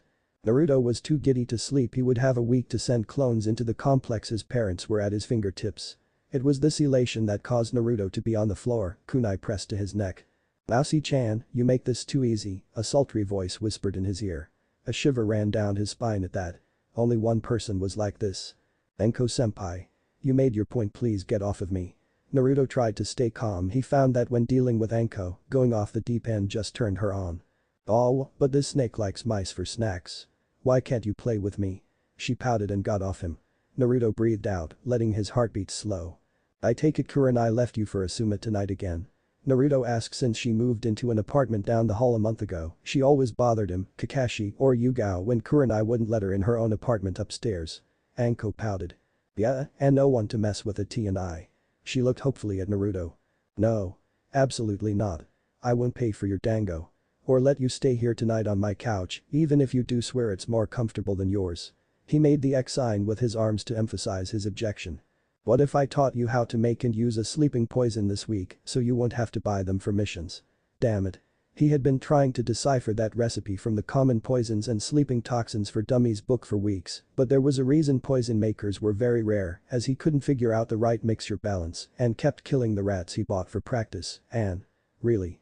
The fact that in Naruto most shinobi couldn't do a bit of everything made them little more than magical soldiers. Instead, they should all understand the basics of most areas, if only to save money on supplies. Money didn't grow on trees, and his squad's allotted supply funds never seemed to cover the want items like basic poisons that made transporting civilians or the injured easier, as carrying them while awake was dangerous if attacked, and stasis scrolls were dangerous for non-shinobi, as it linked to one's chakra, and civilians didn't have a developed network. Team Ro was lucky to not need to sedate anyone yet, because a pack of 3 needles cost more than a full C-rank mission. Fine. I'll pay for 10 plates of dango and you can sleep on my couch tonight. But I expect I'll be able to make that sleeping poison this week. He relented. When I'm through with you, you'll be completely immune to it and be able to whip it up and store it in 2 minutes. Dango, here I come. And she charged towards her favorite dango shop, Naruto over her shoulder. Chapter 3. Agent Mouse, reporting for patrol duty of the records tower. Naruto greeted his temporary commanding officer, Lizard, looking straight ahead into the dimly lit office. Lizard glanced at him and the papers Naruto handed him. So you're the brat dragon promised me for the week. What did you do to get dumped down here? Lizard drawled. It was obvious he was bored. The talk of HQ was that 10 years ago the man was one of the top Anbu, one of the division captains. But then he received a debilitating injury, ensuring he'd never be an active shinobi again. Problem was, he knew too many secrets and a lot of higher-ups wondered if letting him go would put the security of the village at risk. The council debated for days about having him killed, half-hearted, of course, but they were ninjas, or to just trust the man to never give out secrets or be kidnapped by another village for said secrets. The compromise? Captain Lizard became the bookkeeper.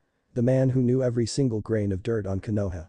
He never had any family or real hobbies before, so he lived inside the complex, among the shadows of Konoha's darker side.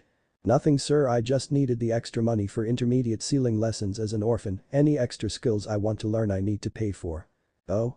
Sealing is an obscure art, why would an Anbu wish to learn more than the basics?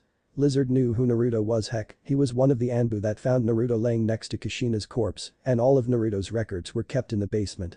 Dragon had suggested Naruto be given access to that level, about damn time in Lizard's humble opinion, but Naruto wouldn't know about his heritage until after he found the records, unless someone introduced him to the art.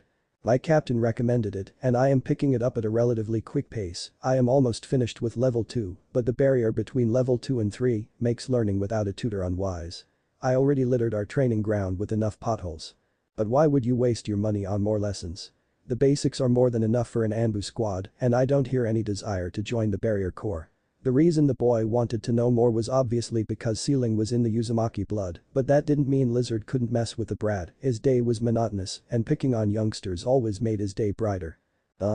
I guess I just like it. Naruto couldn't really explain its ceiling was just enjoyable, even when his shock tags kept exploding. Lizard seemed to be unimpressed. Why not learn a more applicable skill? Naruto seemed to stiffen at this, and Lizard smirked. Degrade in Uzumaki's ceiling and they lost it. He prepared for a heated rant or passionate demonstration. Every Uzumaki he ever met did it. Jutsu would be valuable to the core if I can attain level 5 or higher, as then I would be qualified to maintain the security barrier and seals at HQ, thus cutting out the middleman and internalizing more of Anbu's procedures. Except this one. Lizard frowned. He should have known that Killjoy Tenzo would feed that duty crap to his young charge. What Lizard didn't know was that Naruto, like any true Uzumaki, did in fact have a don't mock the seals rant prepared.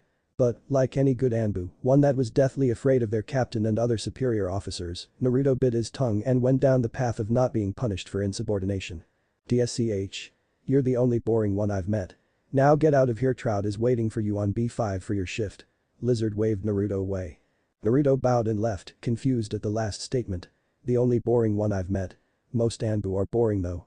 He pushed those thoughts aside as he reached floor B5. A brown-haired Anbu waits, his Trout mask almost ghoulish in the fluorescent light. Agent Mouse, I am your commanding officer for the week, you can call me Captain Trout. It is an honor to work with you, Captain. Naruto's heart raced, so close was he to finding out about his past. Respect good for one so young. Which squad do you come from? Team Rho, Captain. That explains it, Tenzo's team.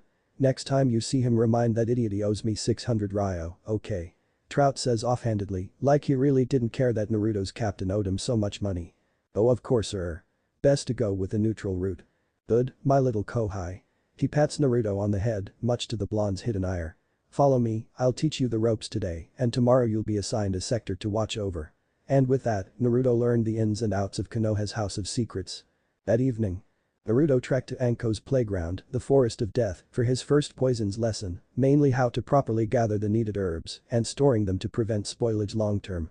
Gliding over the rooftops, Naruto focused on the small notebook in his hands, where he was carefully mapping out his plan for the rest of the week.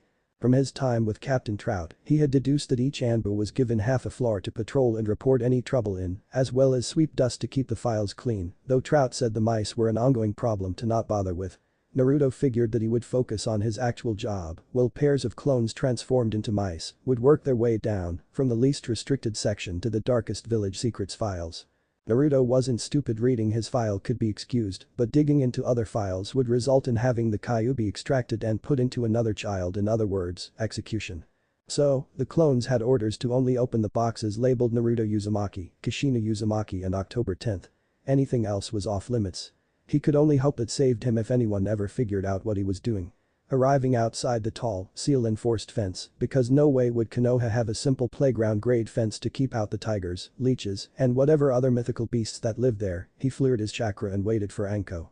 He had to spend hours every week with his squad in the hellhole, no way would he go in there alone. Hey, Mouse-chan. Welcome to paradise. Anko's exuberant greeting came from behind him, and a kunai was at his jugular. Naruto flinched despite himself. Big mistake. Oh ho, I can smell your fear. I like it almost as much as I love your blood. A cut appears above his mask. Anko licks the liquid off of her kunai. I paid your dango tab for help with poisons, not seduction lessons. Naruto said. Anko sniggered but released him. Oh, is little mouse afraid of the big bad snake? Well anyway, let's go, the best species of poppy seeds and sleeping herbs are just up ahead. Anko jumped over the fence without a glance back and after an eye roll Naruto followed. Over the following 3 hours Naruto learned the ingredients for not just the sleeping drug, but also a paralyzing one. Anko insisted and found that the problem was what part of the plant he was gathering from the top leaves led to death if not treated, while the flowers on the ground of the plant just sedated the victim. Now, Mousy-chan, it's time for your immunity training. Anko said happily. Naruto paled and backed away. No, that's okay. I have a patrol tomorrow anyway. He tried to reason, but Anko's grin turned viscous. And I know that shift isn't for 16 hours, the dose I'm giving will knock you out for 8 the first time. She sticks him with her as he attempts flight. Don't worry, before the week is up you'll be immune to 3 times that amount. Her cackle was Naruto's last memory of lucidity. Last day of patrol. Naruto Uzumaki, born October 10th to Kushina Uzumaki and Minato Namikaze. Naruto sucked in a breath at that last name. The 4th Hokage was his father. He, the village scapegoat, was the son of their greatest hero. Oh, the irony. Blinking away tears, the young Anbu reads on through the thick box that told him the truth, from his birth to the decision to enlist him in Anbu. This mess of emotions all started when Naruto's clone on his floor, ironically, discovered the file box Naruto Uzumaki Namikaze. The clone was confused over if reading it was allowed. The name Namikaze meant somehow Naruto was linked to the man who sealed the Kyuubi, but was it just notes over the seal? And if it was something else, what was it? Dispelling its partner, the clone waited patiently, and when its creator arrived in a measured step it too dispelled, leaving the identity-searching boy to himself. Within an hour Naruto was livid. He had a godfather, the Sannin, Jiraiya, who had refused to see or have anything to do with him. In Jiraiya's notes to the Hokage, Naruto reminded him too much of a broken past, and he trusted his sensei to raise the boy as his own. The problem was, the council declared Naruto a military asset at the age of 2, meaning no one could adopt him, not even an old student of his father, Kakashi, or his father's old guard members. That explained Genma offering lessons for free. It was ridiculous. From what Naruto read within the file, he was deemed too valuable to be entrusted to one person or clan, but the reports showed that Jinchuriki needed to be filled with love in their lives to keep them loyal.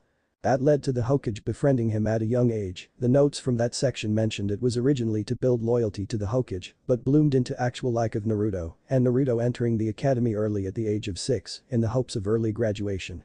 His real academy scores had been added, and the investigation that followed, leading to 3 teachers being fired and 2 being dropped from active duty.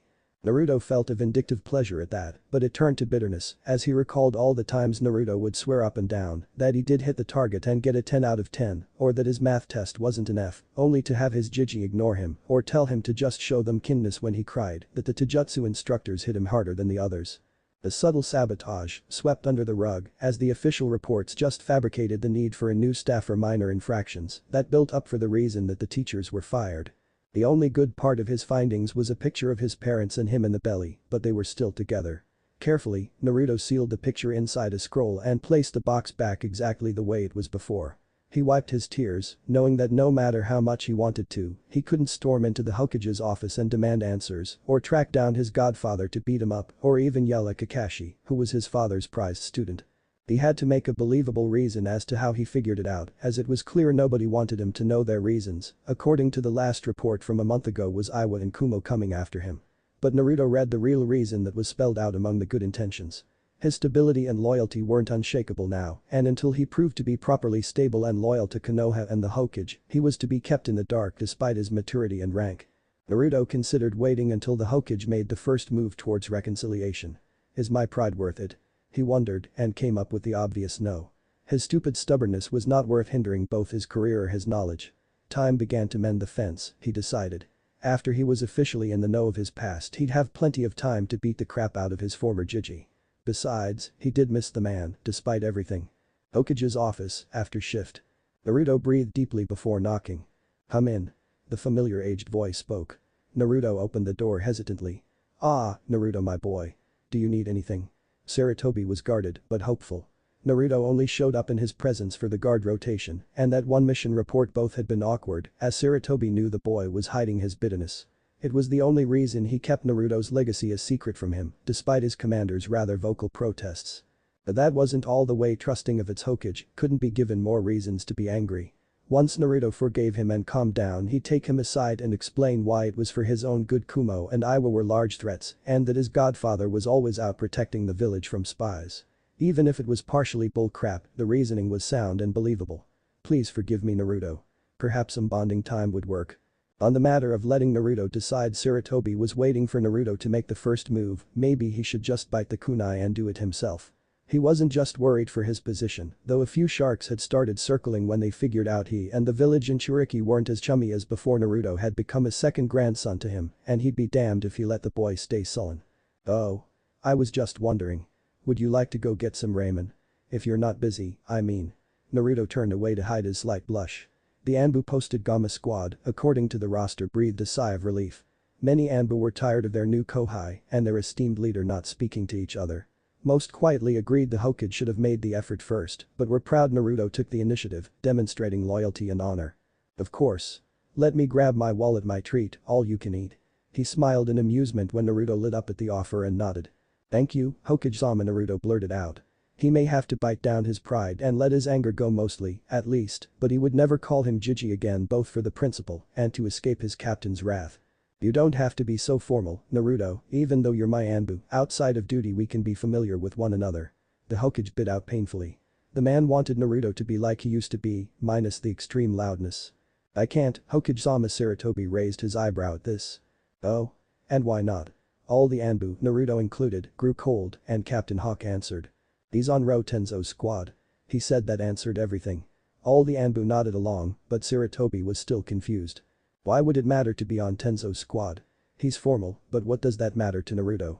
If he found out I didn't show you proper respect, and he always finds out, then all my raiment would be burned and I'd spend a week being chased by leeches and wood spikes, Naruto shivered. Tenzo made it obvious that calling superiors by nicknames would be unwise.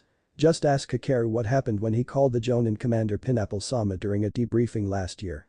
Sarutobi said, understanding completely a captain could punish their subordinates for breaking any rules, and technically, it was against the rules to refer to those in the higher echelons without proper titles.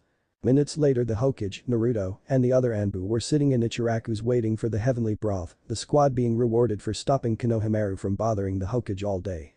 So, brat, what have you been up to on your week off? Raven asked. Squad Gamma consisted of Hawk, Raven, Elk and Lemur and were oftentimes teamed up with Ro for duty and group practice, making them familiar enough with Naruto's schedule.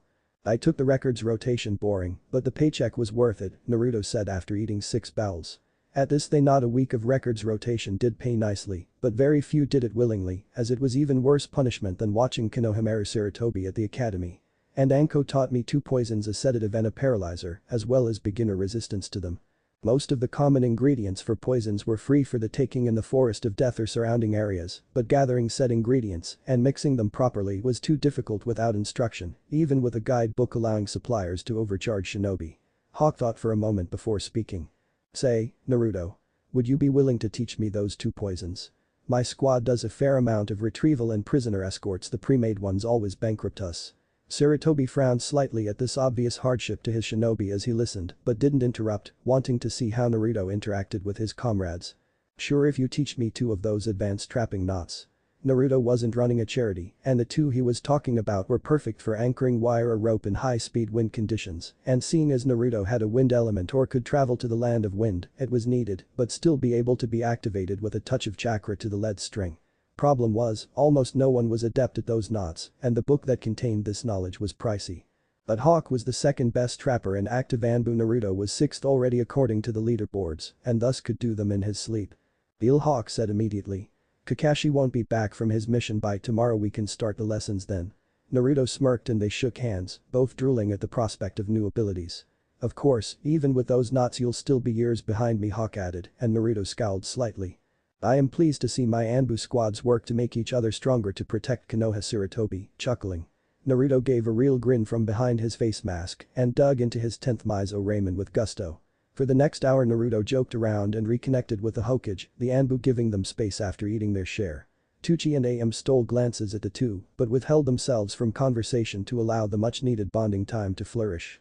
2 days later and Naruto was back for Ro's first practice in almost a week, his wallet stuffed and a weight off his shoulders. Well, almost. He didn't trust his cage on a personal level anymore. He'd die for him, defend his decisions for the village, and kill for him. Trust him to tell him the truth? Hell no.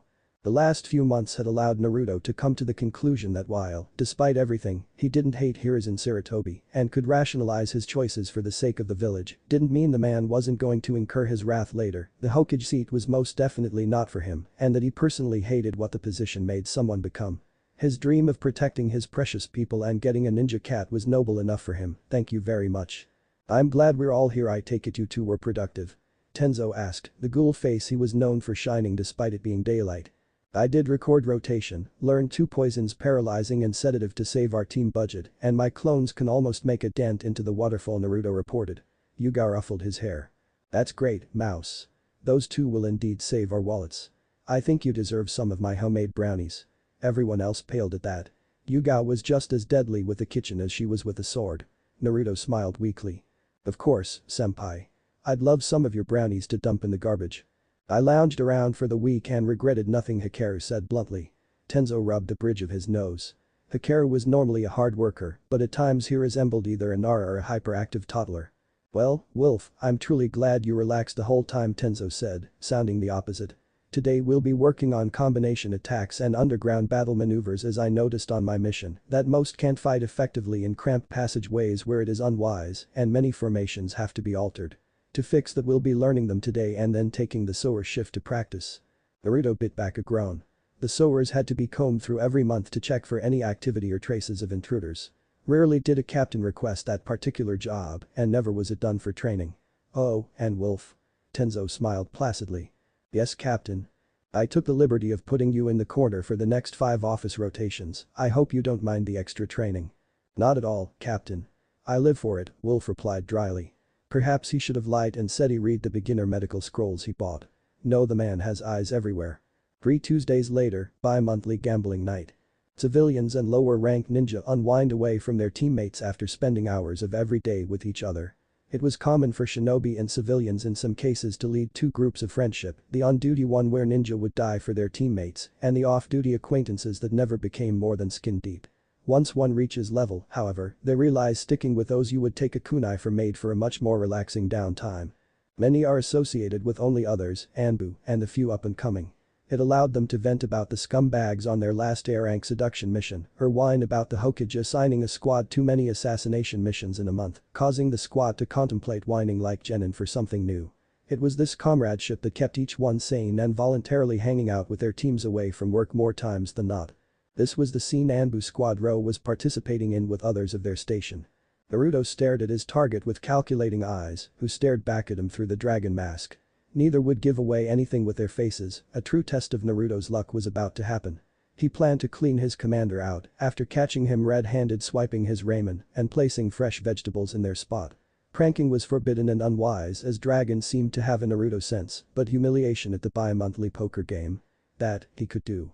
That, and if the gossip was right, his winnings would let him barter for something useful later. "Something wrong, Mouse?" Dragon asked coolly, hiding his mirth. Stealing Naruto's ramen after every shopping trip proved to be an excellent workout in avoiding traps. Now he could clean the boy out of his savings and thus making him reliant on the approved supplies Dragon dropped off. It was foolproof. Too bad he never heard of Naruto's Uzumaki luck and the other Anbu and hid their knowledge of the fact well. Even the Hokage had to hide his eagerness at Dragon getting his ass handed to him. The man had foolishly bet an 8-year-old Naruto he couldn't infiltrate T&I and swipe Ibiki's favorite torture chain. 2 days later a dusty and tired Naruto set said chain on Sarutobi's paperwork and walked out while cackling. He learned his lesson. "No, of course not, Dragon-sama. Let's have some fun." Naruto smiled brightly, the cloth mask concealing its morphing into a smirk. 30 hands later and Naruto was the proud owner of Dragon's most prized belonging. His limited edition collection of Icha, all 40 volumes. They had bet their most treasured objects after Dragon lost all his on-hand money and A-rank missions worth and Dragon accepted, thinking his hand was good enough and he'd win both his money back and whatever was sealed in the scroll Naruto carried around for the past several weeks, he suspected it was something from Naruto's file. And he couldn't let him keep it for his own security. "I gave up," Dragon finally said, the pain evident in his voice. Nobody moved as he got up and left the room, too prideful to attempt to trade back. 3 seconds passed before the room erupted. "Yes. That's my Chibi Kohai. The only Anbu to beat Dragon at anything. That's right, bitches, Team Row rules." Hikaru boasted to the room, which everyone ignored. Naruto escaped the headlock Hikaru tried with practiced ease. Icha. Looks boring," Naruto said innocently as he flipped through it, pretending to not notice the spike of killing intent from Yugao and surprisingly Tenzo that died down as he threw them in a pile. Kakashi and Sarutobi gasped. "If you do not wish to honor the sacredness that is the Icha Empire, I would gladly take it off your hands," my cute little student Kakashi said way too cheerfully. Sarutobi snarled at his subordinate for trying to steal his precious. "Don't be silly, Kakashi, Naruto knows I would be the best choice to guard such a precious supply." The 2 men glared at each other. Sarutobi prepped to summon Enma while Kakashi inched his headband up. Everyone else in the room sweat dropped and Heiei prepared to play the part of Proctor if need be. Naruto, however, wasn't going to let that happen. "I might be willing to trade for them." "What do you have?" Naruto asked, in full bartering mode. At this point they were slightly shocked at the prospect of a 12-year-old trading the smut for something, while the few Anbu just shook their heads. Naruto had started getting a reputation of trading other members for training, whether it be survival lessons or tactics or the occasional. Team Gamma was a prime example as Hawk and Naruto had an ongoing account. Kakashi knew the drill and put his best deal forward. Give me those precious and I'll teach you both a D rank for water, fire, earth, and lightning, and buy you a chakra conductive Chukodo. I know you've been eyeing one, and that you wouldn't be able to afford it until after the exams, even with the pocket change there. Most in the room believed Naruto would agree instantly, which he would have, except the Hokage, whom he was back on civil terms with, interjected. Naruto, my surrogate grandson. Give me those books, and not only will I double Kakashi's offer, but I will tell you your parents' identities. The room stiffened. Naruto's lineage wasn't hard to pinpoint, heck, he looked like a clone of his father and now began to act like him too since Tenzo gained command of him. Oh, you mean Minato Namikaze and Kushina Uzumaki? Naruto said with a cocky smirk. Sarutobi and Kakashi face faulted while the others either broke out laughing or gaped. How did you know? My mother's name is on the memorial stone, Hokage-sama, and as for my dad, he paused for dramatic effect. I didn't until you confirmed it. Naruto lied, covering up his borderline illegal searches. Sarutobi went bug-eyed at this, falling for it completely. To be honest, the Hokage was just using this obsessive bartering to tell Naruto his parents' identity. Kakashi knew, the other room members knew, and Naruto knew the Hokage had been chickening out from having a private heart-to-heart on the matter. It was the only reason Naruto didn't go nuts on the man for his little ploy. Kakashi chuckled, remembering another blonde who had a flair for making higher-ups tell him what he wanted to know without lifting a finger. But you know, Hokage-sama, I'll accept Kakashi-senpai's deal, and you'll still be giving me everything you offered minus the information. Why would I do that? Sarutobi demanded, miffed at being outmaneuvered and still peeved at himself for not being able to work himself up to have a private conversation with Naruto. Naruto inspected his nails. Oh, just because if you do I'll train you in the art of defeating paperwork. He pulled out his trump card, which he would have used soon to discover his parents' identities soon enough anyway. Now it could be put towards more training. Sarutobi was at his side, bowing down. Please, teach me, Naruto-sensei.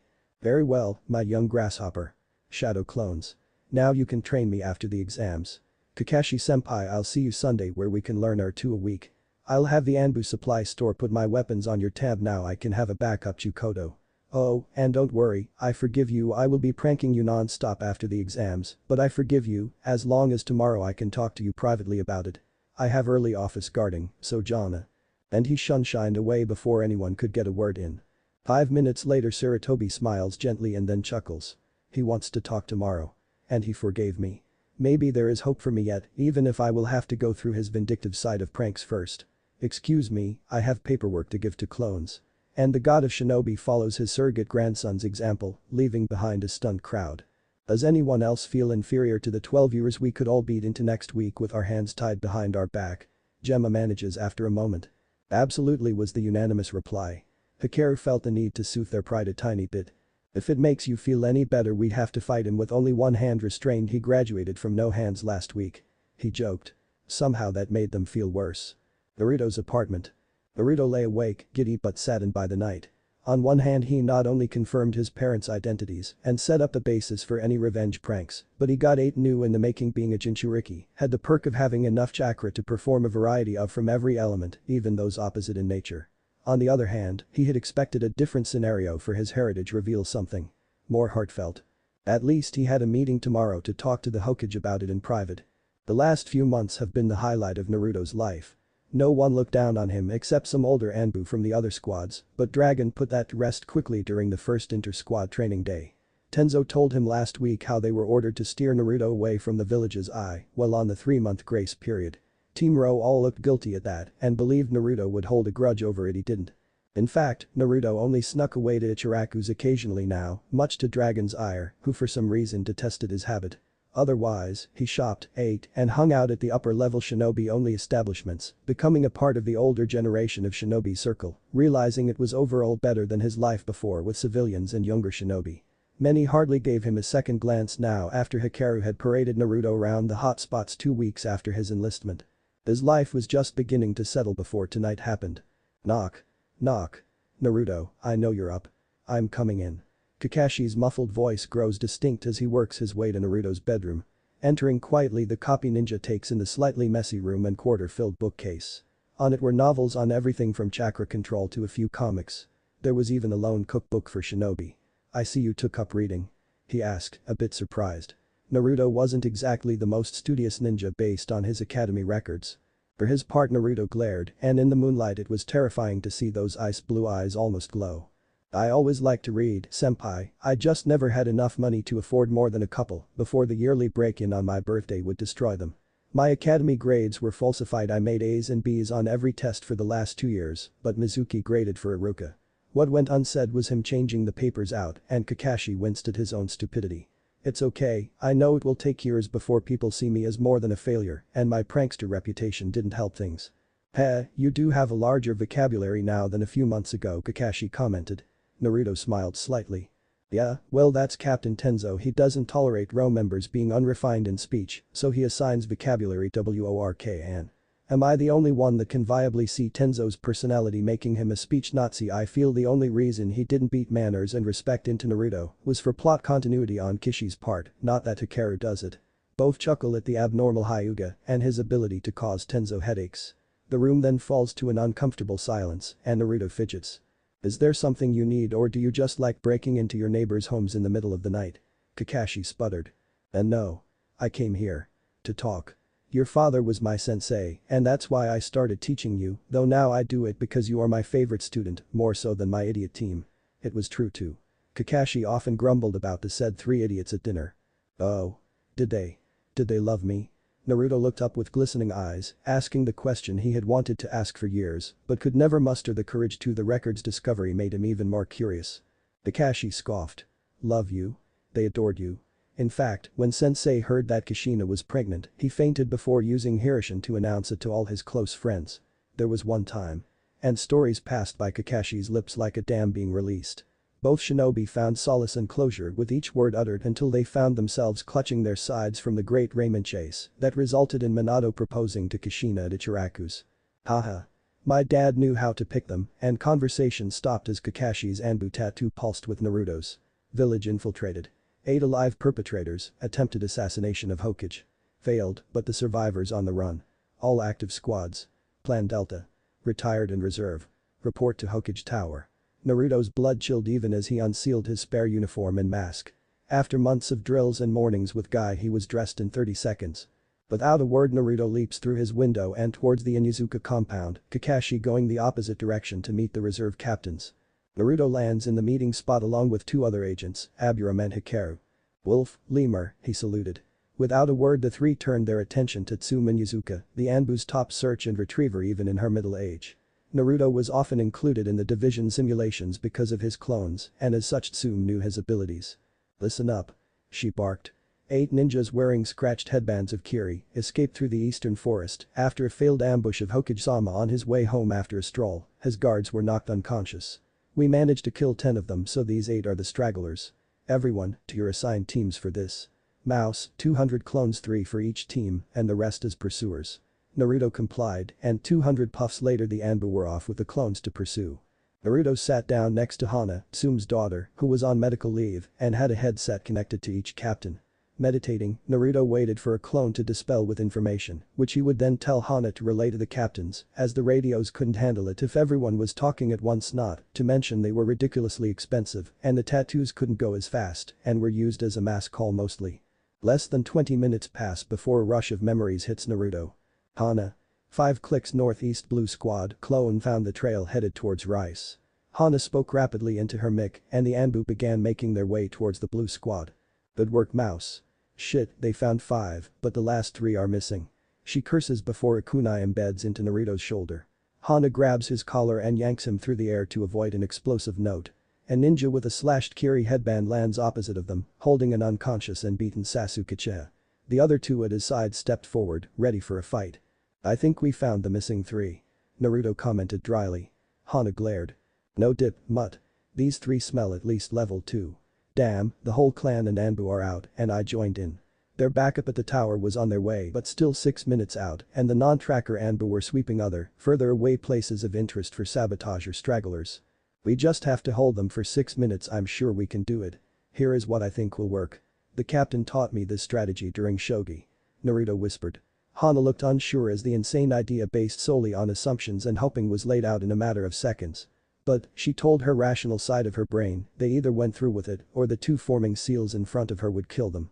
As the 2 in front created a mist, Hana with a Naruto clone on the rooftop, who is hinged to look like her. She waits for the opening. They'd have one shot to take them out. The little Anbu wants to play, eh? Kukuku. What point should I take? Heart, larynx. So young and brave, too bad you have to die. The taller of the three cackles and his footsteps echo. Four Naruto clones holding kunai search around the mist using scent and sound, not that it helped, and three are taken out quickly. The real Naruto ducks under a katana intent on lopping off his head with enough force to cut a wall. In the process Naruto nicks him with his own kunai in the leg. He smirks and does the one thing Tenzo always griped about: he talked to an opponent in a fight. Hey, you're not so tough, I've had villagers hit harder than you. I recognize you from the bingo book Cry Yano, aka the Mist's one-fanged dragon, for your abilities in Kenjutsu. A B class, I believe, but that last attack felt more like a genin swatting a training post on an empty stomach. The newly identified Rai fell for its hook, line and sinker, roaring in frustration. Naruto easily weaves in and out at the close-range ragged attacks that had a basic pattern. He was less adept than Yugao at the art, and Naruto got in two other jabs, this time in the arms as he launched himself above using Rai's sword as a springboard. From what he remembered from the bingo book tournament that Anbu hosted every month, the captain's way of keeping everyone up to date, Rai was quick to anger and not very bright. His only skill was brutal assaults and the hit and missed, not anything that required a lot of brain power. Rai looked confused as he felt his body going stiff before not being able to move at all. Bingo, Naruto says before a clone slices his throat from behind. Naruto goes through a few seals, releasing a wind style. Great breakthrough. The already weakening mist is blown away completely, allowing Hana her shot. Itsuga, even without her partners, her drill attack hits the second one easily as a clone had sliced his hand before being expelled and he was under short-term paralysis. The third one looked slightly nervous as he held the Uchiha. "He don't come any closer or I'll slit his throat. I swear I'll do it. Let me go and I'll." His eyes widen and he screams as a Chidori is slammed through his chest. A murderous-looking Kakashi appears from behind, snatching his student away. Without a glance he's off to take Sasuke to the hospital. Several of the reserve and active Anbu surround Hana and her kill, while Dragon and Tenzo land in front of Naruto, who was winding down from the adrenaline. "Mouse, report," Dragon commands, snapping Naruto back to the situation. "After we relayed my clone's findings, it became clear that there were three missing from the group when a kunai hit my shoulder here." Naruto winced at the memory. A medic wordlessly healed the wound that was rapidly closing on its own. "Hana prevented me from potential injury from an explosive note. The enemy, who were holding Sasuke Uchiha hostage, created a mist and tried that silent killing thing Kakashi-senpai told me about after his wave mission anyway." Hana waited on the roof while I got both fighters. The third hung back with kunai soaked in the paralyzing poison. It worked, and I was able to distract Rai from the poison until it took effect and killed him. Hana got hers as well after I blew the mist away, while Kakashi-senpai took out the third member, taking Sasuke to the hospital, I believe. Well, that worked fine. I remember that strategy being a group effort, not a solo one, Mouse. If they had an immunity to the paralysis or were intelligent, then we would have died. I know, Captain. But they were from water. This variation I used is native to fire, and as such I took a gamble, otherwise a full-on battle wouldn't have worked. I would have had to resort to Kenjutsu, some ninjutsu, and shadow clones. One Rai was better at and the other two weak on strategy or easy to dodge. Naruto tilted his head defiantly at his captain. It was the best plan he could think of as Hana was on injury leave and Naruto wasn't fully equipped or with his team. Tenzo sighed after a moment and Dragon nodded. "You did well, Mouse, even if you did rely on a huge gamble.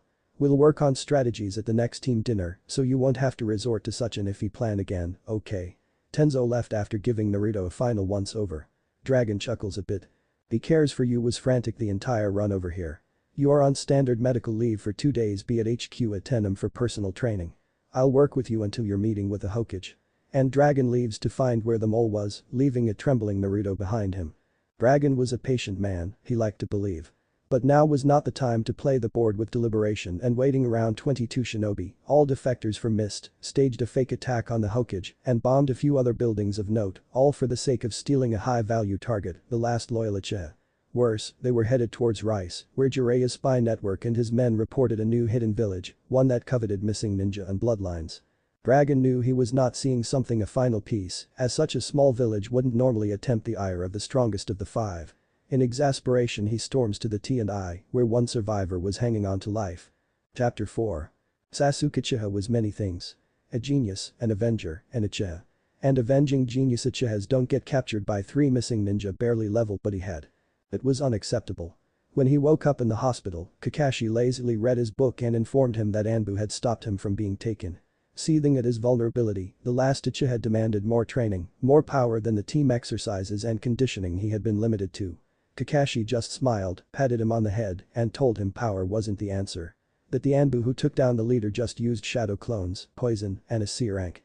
Sasuke scoffed at that and left the hospital to train on his own, spending his week off at the Uchiha training grounds. I need to get stronger to beat him. The breeding teen clenched his fist in his pockets in anger, not noticing his afternoon walk after another stagnant training session was taking him to a section of the village he'd never been in before. The part of town his sensei and every other higher-up ninja lived, bought food and hung out around. No civilians and most shinobi under level knew about it. Heck, Sasuke only knew about it because he lived with an Anbu for a month after the massacre, and no way a recently orphaned 7-year-old would live alone right away, not when he no doubt had no way of knowing how to do simple things like cooking, cleaning, act.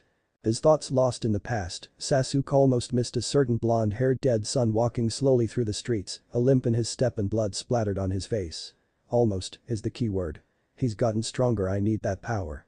Heh, I have the Sharingan, I'll fight him and steal that power. A dead son doesn't need it anyway, I bet he got an office job or hospital post, those losers don't need power like an Avenger.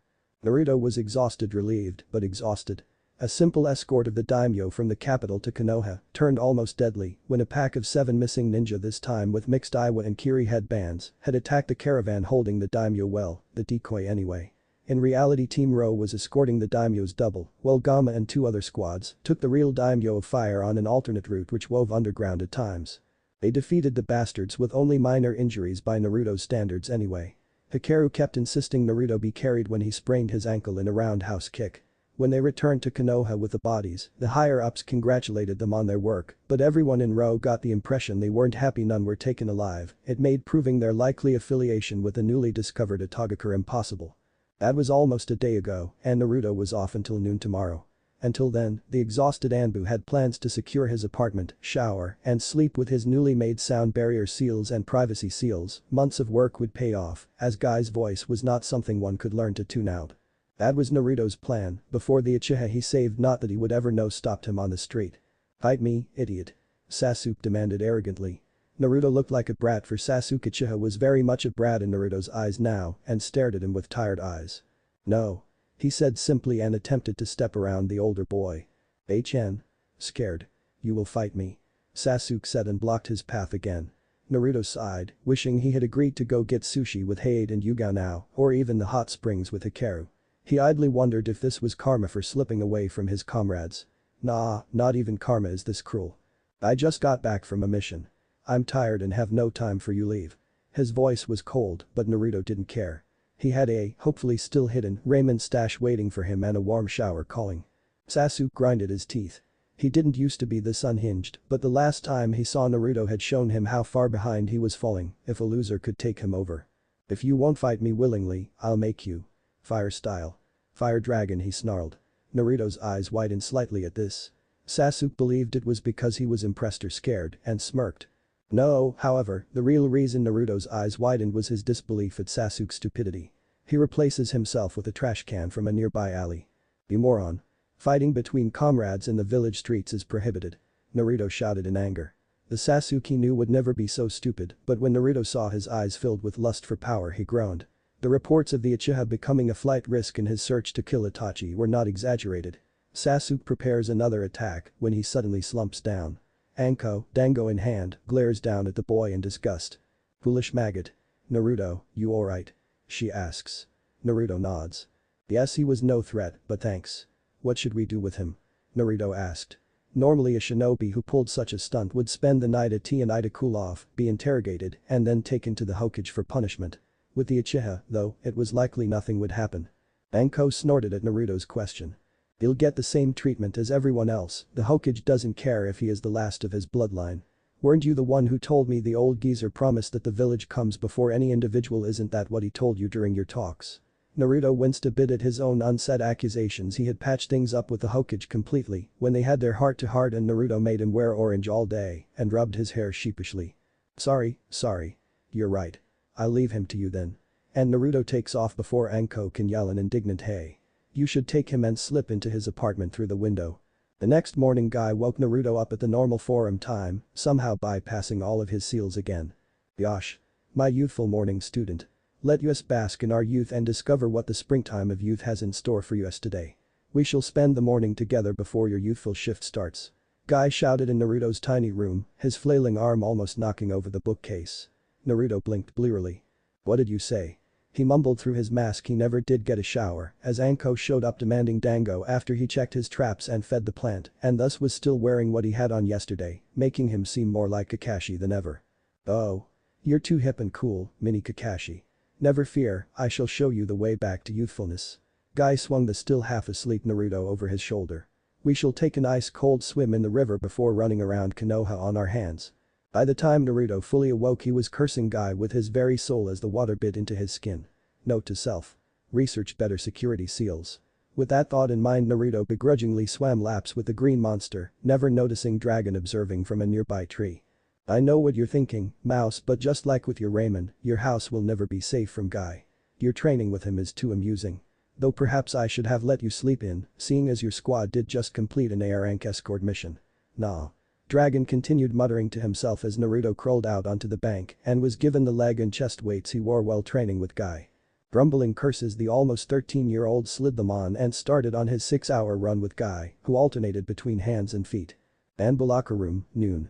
Multiple Anbu squads were preparing for various missions and shifts when Naruto walked in with a twitching eyebrow and muttering. "Haha. Just you wait, Guy and Mini Guy. I will create a barrier you can't break through. And when I do, my mornings off will cease to be interrupted by ramblings of." Here Naruto shuddered. Youth. Tenzo, Yugao and Hikaru winced in sympathy for their young friend. The poor boy was Guy's new pet project that extended beyond training and into attempts to bring back Naruto's youth. It was really not a fate they wished on anyone. Unfortunately for Naruto the other squads found it hilarious. "Haha, I am so glad you were suckered into that apartment and not me," Jaguar teased. He had moved in right after Naruto had, avoiding the curse that was Guy. Most of the other Anbu sniggered as the youngest among them muttered like a deluded old man about killing whoever taught Guy about seals. Of course, Ro all knew it was Dragon who just disabled them randomly for kicks. They would never tell Naruto, however, for fear of Dragon carrying out his threat of assigning them Konohamaru duty for a month. "Shut it. Captain Tiger, permission to sanction an assassination mission of whomever sells Guy his jumpsuits and taught him seals?" Naruto asked hopefully. Tenzo sighed, familiar with the situation. "Permission denied, Mouse. Besides, I think you like your mission we're preparing for tomorrow. Or at least, you'll be doing the rest of us a favor," Tenzo said. Naruto cocked his head. "What kind of mission?" "Oh, just running the trap course for the academy today." Tenzo grinned evilly at the pale expression on Naruto's face. When Hawk, who usually ran the course, was called in on a mission, Tenzo had swiped it for his squad. Not only would Ro get to observe an unbearably easy watch from the shade of the trees, but Naruto would be able to see his teacher again in off-duty gear, too. "Is this payback for making the Hokage wear orange?" Naruto asked. "Why, whatever made you think that?" Tenzo asked. By his too innocent expression, however, Naruto knew. His captain was a vengeful bastard when he wanted to be. Academy, next day. "Alright class, remember to treat whomever is the instructor with respect. They'll teach you basic traps and how to disable them." Haruka was stern with the 9-year-olds, especially Konohamaru and his friends. His pride as a teacher was on the line, and if his students misbehaved it would reflect poorly on him. They reached the clearing the new instructor wanted them to quickly, and Haruka's jaw dropped. Standing in the middle of a sea of traps was his unreachable student, Naruto. The boy wore standard black pants and long black shirt, and the face mask he sported resembled a certain cyclops. What really got Haruka, though, was when Naruto turned to face them and plopped down, holding up 10 flags. "I don't believe in babying students and find learning by doing is better than anything. My traps teacher threw me in the deep end, so I will do the same. I am your target. I have 10 flags on me, 1 for every 3 students. Your job is to team up into 3-man cells and make your way through the field to me, setting off as little traps as possible. You will be graded on how quickly and efficiently you get through. The winning squad will be treated to dinner by me at Ichiraku's." That got the kid's attention. Haruka's jaw dropped though at the cool tone of Naruto and the difficulty of the trap set. "Go," Naruto said after a moment, and 30 students split off, preparing for their trial. Haruka used a Shunshin and Kawarimi to make it into Naruto's circle and sat next to his old student. "Haruka-sensei." Naruto greeted me happily. "I didn't know you were teaching this class." Naruto sounded happy, and he was, but he was also nervous. Haruka was known for being able to make Naruto talk about everything, not something Naruto wanted at this time when his Anbu status wasn't spread around. "Hello Naruto. I haven't seen you in almost 5 months. Where have you been?" Haruka asked crossly. He was both ecstatic and pissed at his former student. "Special assignments and all that, pretty boring most of the time. I was asked to take over for the Anbu today, so that's why this course isn't as detailed as I'd like. Naruto apologized sheepishly. Haruka gaped at him, flabbergasted that this monster of a test wasn't the final product and forgetting about Naruto's situation in the moment, just like Naruto hoped for. What do you mean as detailed as you'd like? This is a high genin level not meant for academy students. You can't expect 9-year-olds to succeed. Haruka ran on to Naruto, who began tuning him out. Finally they ran out of breath. Are you done? Good. Listen, teamwork is more important than flashy or fancy taijutsu moves. If I made it easy they wouldn't realize this. The way my course is set up they will have to work together to get a flag, while also figuring out how the most common and deadly traps work, even if these versions only shoot out paint. Naruto gave a cold stare, daring Haruka to argue. He'd seen the genin squads and their high mortality rate on missions when their teamwork and basic knowledge was lacking, versus the Anbu squads whose teamwork saved both the ninja and the missions constantly. If being harsh now prevented even one genin death, Naruto views this as a mission complete. Haruka looked at Naruto in pride. The boy he knew would have boasted about doing everything alone and screamed a battle cry. Not lecture on the importance of working together and pushing oneself. It made him wonder what assignment Naruto had. A few squads had overheard Naruto and strove to work better together. With new determination the students strove to win, not just for food, but also to make their temporary sensei proud. Up in the trees Hikaru and Yugao played Go Fish. Yo, think Chibi Kohai is really an old war vet in disguise. I mean, he sounds 30, not 12. Hikaru grumbled as he lost to Yugao who had their captain giving hand signs behind Hikaru, feeling like his favorite squad mate was being dull. No, idiot mouse is just growing up, something you could learn from. Yugao admonished. She was proud of Naruto for his maturity as of late, she was no longer worried of having 2 Hikarus on row. What's so bad about being childish sometimes? We accepted this mission so Mouse can hang out with his old teacher not lecture. Tenzo sighed as the recent bickering topic started up. Stop it, both of you. Tenzo ordered. His brain couldn't handle another argument over Naruto's personality. Wolf Mouse is on a mission, an easy one, sure, but still a mission, and as such is in the mission mode we taught him. Yugao looked smug. And Cat. Lighten up a bit. You are playing a card game on a mission right now, so any jibes on Wolf's maturity are moot at this point. Now it's Hikaru's turn to throw his shoulders back in victory. Tenzo palms his mask in exasperation as the two clearly didn't get it. Hey, what's up? Naruto's voice breaks Tenzo from his stupor. Naruto smirked. The kids are done, I'm just a clone. The boss is taking the winners to Ichirikus. Tenzo nodded. That's fine, Mouse. After you're done get some rest, we have Sower Patrol tonight. Everyone grimaced. Ever since their first time, Dragon took it upon himself to let Ro handle most of the Sower Patrol as it became easier with Naruto's clones. Darn that Dragon, sadistic bastard. See you in a few hours, and he poofed away. At night. This sucks, Hikaru said as they made their way through the tunnels, not bothering to follow the silent unless necessary rule. Silently, Naruto agreed. He had 20 clones do a preliminary sweep, but they still had to double-check everything. Shut it, at least we only have the west sector. We should be done within 6 hours. Yugao was in a foul mood. Her date with Hate would have to be postponed as the sour smell took hours to get out. It's not so bad. There isn't any. Naruto trailed off, then cursed. Crap, there's 6 hostiles setting up explosives. They take off soundlessly, Naruto in the lead. No more complaints or bickers filled their thoughts with danger up ahead. They became the elite Anbu of Konoha. They reached a section of the tunnels the clone dispersed. Suppressing their chakra, Ro looked from the shadows. 6. Wearing scratched Kumo headbands. Tenzo signed. Recognized the one in the back, Kumo B rank. Takashi the tank. Went rogue 3 months ago. Naruto signed back. He was well versed in the bingo books now, as he was determined to win the vacation passes for his squad at the next bingo book tournament. Understood. Mouse, throw 5 of your new smoke tags on my signal. Cat, Wolf, kill the 4 in front. Mouse, capture the 5th working on the bomb tags. When finished, assist me with Takashi. Tenzo ordered. With nods, Naruto threw down the tags. What made these smoke tags so special was Naruto's little twist. Instead of storing actual smoke in the seal, he stored chakra smoke from his clones, making it similar to the hidden mist. After facing Rai, Naruto had asked Kakashi for help. After trying it, it became clear that even with it being technically a D rank, for Naruto to use it, he'd have to develop a water affinity to perform it with any degree of effectiveness, which Kakashi wouldn't teach him before his wind manipulation was complete, still weeks away, even with clones. To make up for the lack, Naruto altered the standard smoke tag a bit. After accidentally sealing an annoying clone into the matrix, Naruto set it off in frustration, only to grin maniacally when his apartment was filled with a thin smoke. Now, each tag held 20 clones worth of chakra smoke, which lingered longer and blocked sensors and smell, not just sight. Once the tags released a mountain of smoke, Hikaru and Yugao took off, making the four in front fall, all of whom were genin level. Naruto went over near his target, who was frantically attempting to finish his seal, but kept making mistakes. Dropping down behind, Naruto took a deep breath and tried out his new from Kakashi. Earth style. Headhunter, he whispered, screams of the enemy covering the noise, and sank into the ground.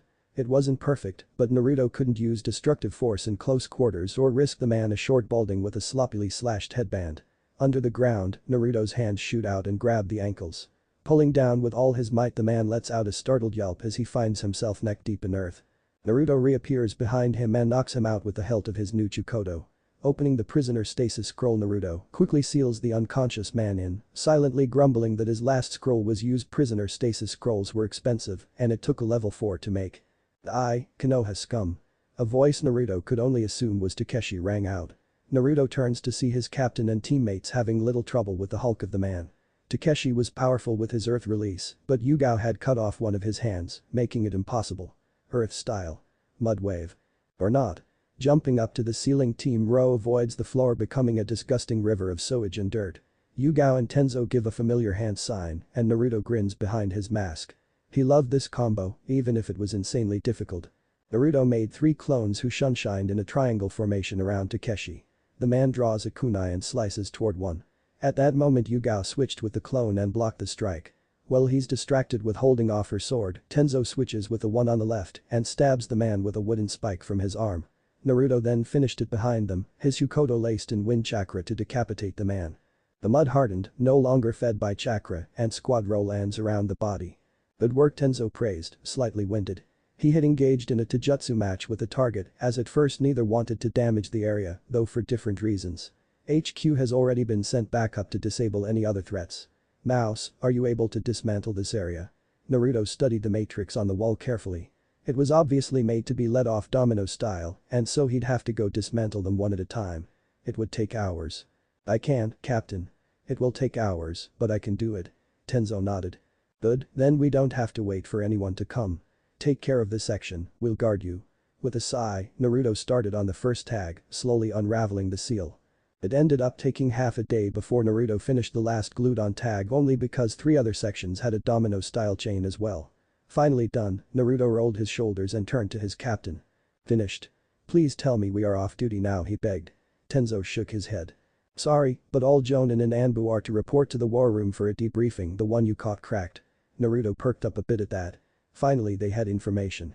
10 minutes later, Ro found their place on the ceiling, the room too full for the late arrivals.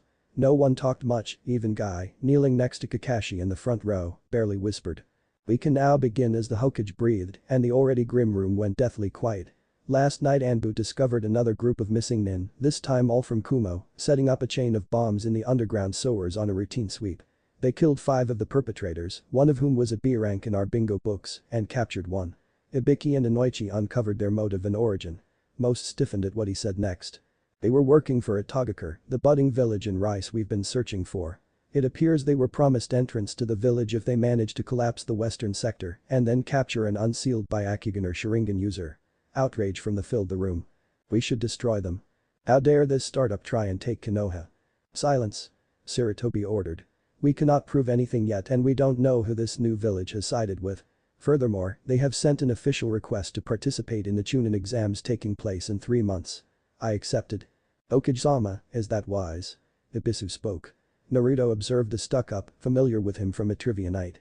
The man was a walking textbook but never thought outside the box. Case in point, he didn't see the reasoning of the Hokage's position. Yes, Ibisu, it is. This way we have them in a position that when for there is clearly no if they try something, we will be under full rights to crush them under the great tree of Konoha. Furthermore, I have already decided that Teams 7 and 8 will be required to be in the exams. Kakashi nodded at his leader, but Kurenai was indignant. Okage-sama. You plan to use Hinata as bait. She's not ready. Kurenai argued. In truth, before today she would have loved to have Hinata in the exams to toughen her up, but not now. She is a kunoichi, as are you, my word is final. Besides, both she and Sasuke will have an Anbu to guard them the entirety of the exams, regardless if they make the finals. Whispers went around, as having Anbu guarding a particular person bordered on messing with the exam. Kakashi spoke up. Who will be watching our genin, Hokage-sama? Squads Falcon and Beta will be watching over Hinata Hyuga, while Team Ro and Gamma, under the guise of normal exam patrols, will be with Sasuke Uchiha. Said squads Gamma and Ro all cursed in their minds. None of them liked the Uchiha after hearing of his attempted assault and being told to guard him for over a month was not their idea of fun. Kakashi seemed to sense their displeasure and sent an eye smile up towards the ceiling. If I may, would it be possible to commission an Anbu to help train each genin squad? It would help prepare them for the trials ahead. Naruto's stomach started dropping, hoping his senpai wasn't doing what he thought he was doing. Very well then, anyone in particular you'd like to request from the guard detail? Oh, I think Mouse would be wonderful. Kakashi's eyes smiled as Hikaru held Naruto's shoulder to prevent him from attacking the Cyclops and Wolf as well. Now it was Yugao holding Hikaru back and Naruto tossed a wind-charged kunai right at Kakashi's head, who caught it easily. Everyone not in the know yet about Sasuke's sweat dropped at the violent reaction. Mouse. If you and Wolf work with my genin every Tuesday and Thursday, I'll show you the first step to water manipulation. Naruto stopped reaching for another kunai. And? He questioned. Sarutobi could have ordered him to do it for free, but found the situation amusing that, and it made Kakashi spend more time away from the memorial stone. Hikaru, meanwhile, looked betrayed at his Kohai, who was selling them out. I'll buy you a Raymond Buffett. Kakashi managed, mentally crying for his wallet. Naruto hummed. Good, but not good enough after he attacked me and no doubt will try to use his Sharingan on me every chance he gets. You know what I want? No. Anything but that. Nope. Besides, cats are better. I should disown you for that. You never adopted me. Accept and let me pick it out or I'll spend the 3 months showing them my sexy. Fine. We'll go pick you out a cat after this. Kakashi growled out. His little mini-me project was failing. Most chuckled at how the 12-year-old just got Konoha's resident cat hater to spend a fortune on a cat. Excellent. Pleasure doing business with you. Naruto cheered. Hikaru was still gaping. Moving on, we will discuss the increased patrol and preparations. I fear we may have to fend off a coordinated attack soon. Shikaku, your analysis. 7 hours later the Hokage dismissed them and Naruto, despite his lack of sleep, was waiting for Kakashi. The height-challenged Anbu locked onto Kakashi, pinning the man with clones. Oh senpai, you weren't going to leave without me, right? I would never. Let's go find you a pet dog. Pet. Dog. Pet. Please, anything but cats. Nope, I like cats. Tora and I are best of friends. Everyone, even Sarutobi and Danzo, paled a bit at the thought of Jinchuriki and Tora getting along. At least look at the other animals. Kakashi begged, pulling out his orange book. Naruto had crawled up to his shoulders and pulled out a book on training cats. Fine. Kakashi did a mental victory sign. But I'll still choose a cat. Dog. Pat. Dog. Pat. The two made their way out of the war room, neither caring for the scene they caused. Chapter 5. Naruto walked slowly to the training grounds that would be his hellhole for the next 3 months. As ordered by the Hokage, he was wearing his off-duty clothes and the new official story was that he held an aide position with the Hokage's office. His new companion slept on top of his head and he smiled up at the sight. Angel was a black hellcat, a species of felines that specialized in changing their size and using fire to an extent. They could also use a type of demonic, but as he bought her at the kitten stage, it would be a while before any of these abilities became usable. Until then Naruto had to teach his new companion to speak and fight or, Pakin did at least, when Naruto bribed him with pork ears today. When Angel was trained she would add to Team Ro, and Tenzo was busily creating some attack formations that included the black cat. Now, though, she was just a ball of sleeping fuzz. Aw, which Ibi Kohai and Angel, have you gotten her to speak yet? Hikaru dropped down from a tree to walk alongside his teammate, also in normal shinobi wear. The 15-year-old had forgiven Naruto for selling him out when Naruto promised the Hyuga the chance to spar with the Uchiha, some sort of rivalry between the two clans. Apparently Hikaru had fought against many different Uchiha before they were massacred and wanted another bout, even if Sasuke was hardly worthy. After all, Hikaru graduated at 8, became a 10 through field promotion, and then a special joining at 13 where he joined Anbu, and there is no way Konoha only has like 5 early graduates. I would say there'd have to be more, but like any village they use a couple as poster children and the rest just get on with their lives. She can say Naruto half the time and no without fail. Nothing else yet, Naruto grumbled. The cat was sweet but could drive him insane with the random no. Well, they worked her here, Ed. Hikaru grinned. Ha. She sounds like a 2-year-old. Then his face turned sullen. The captain gave me another medical to learn and I'm supposed to instruct Haruno over medical ninjutsu.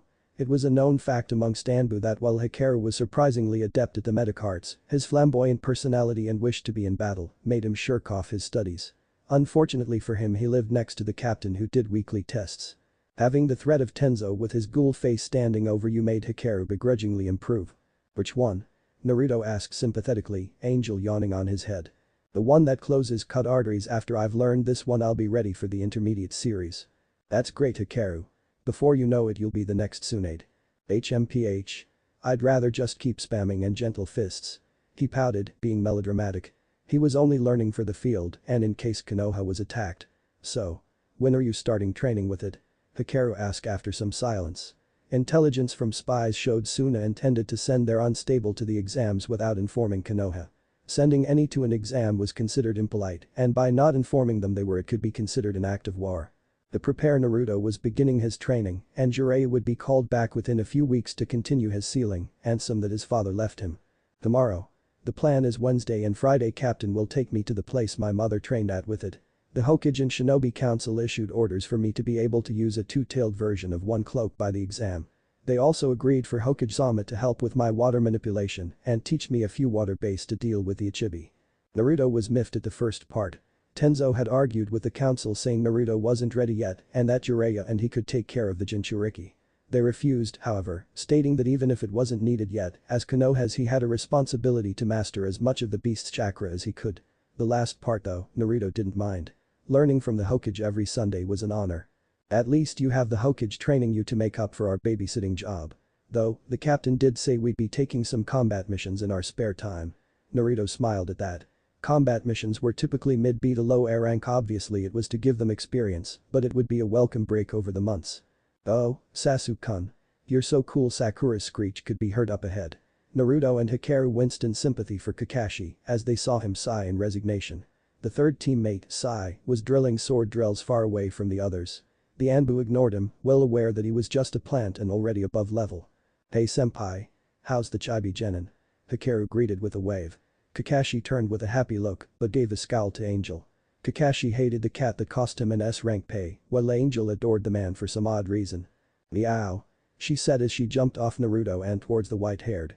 With a bit too much enthusiasm Kakashi batted her away with his book. Hello there, Hikaru, Naruto. Hikaru, you'll be working with Sakura mostly if I'm correct. Naruto, you'll be in charge of Sasuke mostly, though if you could have 20 clones follow my clone, I'll show you the start of water manipulation. Naruto did so and the real Kakashi looked back at the group. Alright, I have to take on a mission for the next several days. On Tuesdays and Thursdays Naruto will be joining you in training for the exams, mainly as a sparring partner and to drill the basics. On Wednesdays Hikaru will be your stand-in sensei for missions. Make me proud, these next few months I will have to take my own missions without you three. See you Friday. Oh, and Naruto. What are my plans while I'm gone? Kakashi's eyes smiled and left in a puff, Hikaru's mouth gaping. That bastard. Slugging his kids off to me. I'll show him the next time we have poker night. Crap, I forgot to ask him to summon Pakin. Naruto palmed his face. Now he'd have to make Angel just work with a clone on vocabulary, something he still had trouble doing. Bending down to the dazed cat he smiled. Go with a clone and it will teach you some. Hopefully when Kakashi-senpai returns Pakin can help. Angel nodded slowly and left with Naruto. She could understand him perfectly, but words were difficult. HN. Dope, Hyuga, fight me. Sasuke demanded Hikaru and Naruto, though without as much venom as before. Having to clean the guard tower bathrooms humbled him a bit it seemed. Sakura frowned a bit at her crush. She heard what he tried to do and when she talked to her mother about it, the older Haruno scolded her again for being so infatuated with the Uchiha. Sakura still felt a bit of butterflies for the boy, but his disrespect for their sensei and whatever Naruto was supposed to be shocked her. She didn't like the blonde, but assaulting him in the street and calling a stronger opponent dope was just wrong. Makes you wonder why you liked him, huh? Hikaru's not-so-joking voice spoke from behind her. Sakura blushed and turned. I don't know what you mean. I love Sasuke-kun. She said instantly, old phrases said on instinct. Hikaru rolled his eyes. Please. You're 12, almost 13. Give it a couple of years before you love anyone. And besides. The Uchiha is arrogant and cruel. I've read the mission reports. He almost caused a treaty to break on the diplomatic mission when he insulted the ambassador. And on your last bandit raid, the boy broke their arms for no reason before killing them. Would you really want to be around that? Sakura bit her lip at that. It was true, Sasuke had become more and more angry and unhinged since Naruto beat them that day so badly. Just think about it. Until then, let's get you started on becoming a field medic. With a smile Hikaru led the girl away from the Uchiha. He sent a mental apology to his teammate who looked ready to pummel the brat. No. Naruto said hours later after making Sasuke learn water walking. His plan was to force the basics like his teammates did, improving mainly the genin's control, taijutsu, and traps. Naruto knew the second stage was in the Forest of Death and as such intended to make his student able to survive there. However, if he had to keep telling Sasuke not to fight, then the Uchiha wouldn't make it to the exam. Arg. All I've done today is water walking. I need to get stronger to beat him. Spar with me. Sasuke was exhausted but wanted more. His Sharingan would make it easy to copy Naruto's and moves. However, Naruto just sighed. Sasuke, you've learned a lot today. By Thursday I have no doubt you'll have mastered water walking. Your obsession with killing your brother, I get it, I really do. Sasuke moved to protest, but Naruto cut him off. I found out my parents were killed the day I was born, that a man caused their deaths. One day, I will find him and take his life. He had found out that a suspected Sharingan user pulled the Kyuubi out and Naruto would make him pay. However, obsessing about it now won't do anything. Look at it this way. Itachi killed the Uchiha and they all had friends, lovers and teammates outside the Uchiha walls. Wait until you're able to beat Kakashi. When that day comes, call on me and I and others would gladly help you track the traitor down. I have to do this alone. Why? Because it was your family. Don't be stupid. With teammates you can take on any opponent. And I'm sure you'd be allowed the killing blow. Naruto watched Sasuke's face carefully. He seemed to go through a range of emotions before settling down. Fine. I'll try it your way, but I'm still behind. How did you get so strong? Sasuke wasn't so much angry at this point but desperate. Naruto was clearly a level he could see, while Sasuke looked weak now. Lots of shadow clones, which you can't make. Yet he added. I'll compromise. If you work hard on what I want you to, I'll teach you some of my special traps. Sasuke looked dubious. I prefer ninjutsu. Naruto smirked at this. So do I, but one of my traps took down a B-rank shinobi. He said, leaving out the part that had unincapacitated the guy, and Hikaru finished him. No need to tell the whole truth. Sasuke looked a bit more intrigued. Yes, traps can take down anyone, if done right. Plus, I'll show you the Shunshin Thursday. He dangled the carrot and Sasuke fell for it. Deal. But if I don't think your idea of this teamwork is helping, I'll kill him by myself. Sasuke didn't say it out loud, but he realized playing along until Naruto fell by his hand was better than arguing. He'd learned this shadow clone one day and easily beat the former done before moving on to his brother. Naruto just nodded at Sasuke's sort of agreement. No way he'd let that happen, but decided to let the guy sound superior. Here's a book over the basics of trapping. Angel, time to go. Naruto called and without another word the boy and cat walked away, leaving a thoughtful Uchiha looking through the book titled Genin Level Traps, Book 1 of 3. Not knowing Naruto was already through the whole series that went through, Sasuke pored over it, secretly imagining Itachi dying from a kunai wire. Private training grounds. Naruto used Shunshin to reach the waterfall where 20 clones cut the water. Pleased it wouldn't be long before he could do it himself, he turned to his partner while unsealing his training weights. Hello. Naruto. Angel said slowly, working the human words in her mouth. Naruto grinned. Hey Angel. Since we're partners we have to work together in fights. For now we'll do conditioning and an obstacle course together. With a grin the two set off into the late afternoon, Naruto wincing as the new training vest put an extra 5 pounds on him. He was instructed to not use chakra while in weights to get him better conditioned faster. It made sense, but that didn't mean Naruto had to like feeling weighed down.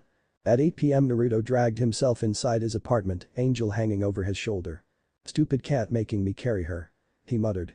Turning his doorknob he slumps inside the doorway, only to become on guard instantly with his Shukodo in hand. He felt a presence in his apartment and they were masking it well. Inching along the wall he pumped chakra into a seal, releasing his chakra smoke tags. Or, he would have if the commander hadn't thrown him to the ground. Almost acceptable. But next time be on your guard before you enter. Dragon said dryly as he pushed his sandal on Naruto's head. Yes, Dragon-sama. What are you here for? Naruto asked through the carpet. I doubt it's just to stalk me, though you do it a lot. Correct, I am here on business. Make me tea, he ordered. Naruto grumbled but complied and soon 2 cups were on the table. Dragon drank slowly, his mask under it to allow him to move it slightly to drink. I understand you are to begin learning your Jinchuriki powers tomorrow. It wasn't a question, even if it sounded like one. In that case I came to warn you to be careful. Normally we would wait until you reached 14, but with the threat of conflict Konoha has no choice. Even so, I won't have you become reliant on your biju. As such, while you are in a mask, you may not use any demonic chakra unless in a life or death situation, and even then I would rather you come up with something else. Naruto understood what he was saying and gave his agreement. Furthermore, I will be training you and the cat on. Before I became a commander, I was renowned. Dragon sounded almost mournful but quickly hid it.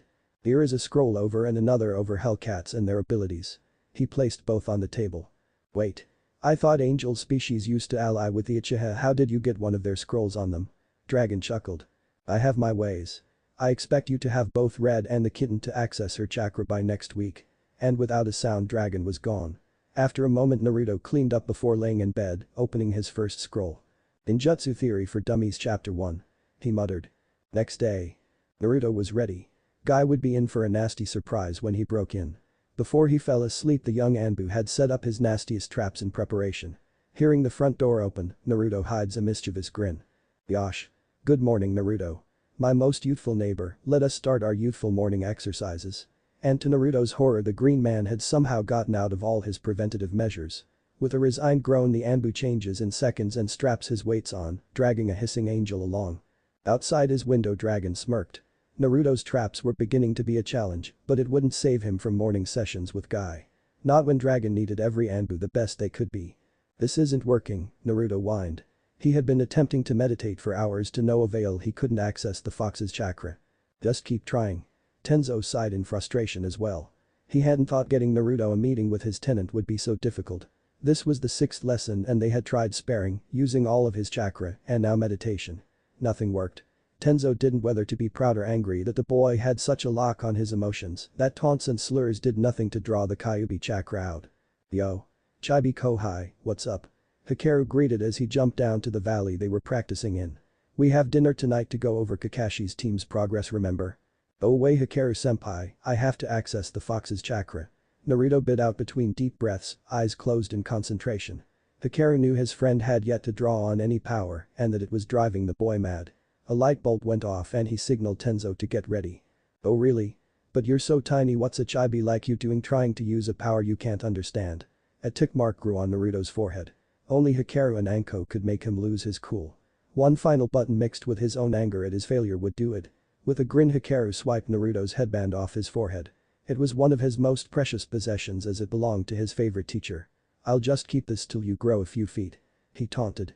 Naruto let out a fierce growl and red chakra started leaking red chakra, his claws growing longer. Now, Captain. Wood sprouts from the ground and absorbs the chakra, sending Naruto to oblivion. I can't believe that worked, I said, and did things 10 times worse. Tenzo said in awe. Hikaru smirked in reply. Ah, but he views you as a superior and knows you don't mean it. I mock and tease him enough that I know which of his buttons to push and when. Now what? Now, we wait. He's exhausted of chakra and he drew on its power, so Naruto should be able to meet with the fox and ask for power. Inside Naruto's mindscape. Naruto found himself in a sewer, a huge cage in front of him. Great, this is what my mind's like. That sucks, Naruto mumbled. He read in a book over meditation that the mindscape reflected the mental state built from childhood. Needless to say, Naruto didn't look too cheery. My jailer is here to bug me. What do you want, mortals? A growl came out from the bars. A pair of red eyes and mouth of teeth push against the bars. Remembering why he was there, Naruto sat up and bowed. My name is Naruto Uzumaki, your current jailer. I'm here to strike a deal for both our benefit. What is your name? Kurama barely kept his eyes from bugging. He hadn't had a human bow to him in centuries, much less speak in a civil manner or ask his name. Kurama had looked through the memories of his container's life and was impressed with the human's resolve. It made the old fox almost hopeful. He would give the human a chance, not that the boy had to know. And if he just happened to be the one father was talking about, well, then Kurama would be smug to his siblings that he was the one to guide him. Insolent brat. Don't presume I need anything from you. But, I will listen to your proposition. And it's Kurama. He added as an afterthought. Later. Naruto sat up slowly, his teammates looking at him with worry, Dragon nearby as well. We met, he said with a straight face. And? Hikaru shakes his shoulders. Naruto gives a hidden smirk, his face mask making him unreadable. Kurama said I can use his chakra as long as I ask beforehand. In exchange he gets a mental connection and something about watching me for signs of being another stupid Nijin before he makes a final decision, whatever that means. Naruto shrugged. Looks of relief spread across Tenzo and Hikaru. Even the dragon appeared relaxed. Kurama? Tenzo asked. Oh, the Kyuubi. He isn't mindless, everyone has a name, Naruto said simply, wondering why everyone was making such a big deal out of it. In the seal, Kurama snickered as he looked through Naruto's eyes at the expressions. Angel popped out of the commander's cloak. Naruto. I learned how to use fire. The cat cheered with the increasing vocabulary and demonstrated with 6 golf ball-sized flames flying at him. After dodging, he clapped his hands. Good job, Angel. The cat had taken to Dragon almost as well as Kakashi, and unlike the Cyclops, the commander would teach the feline, not bat it away.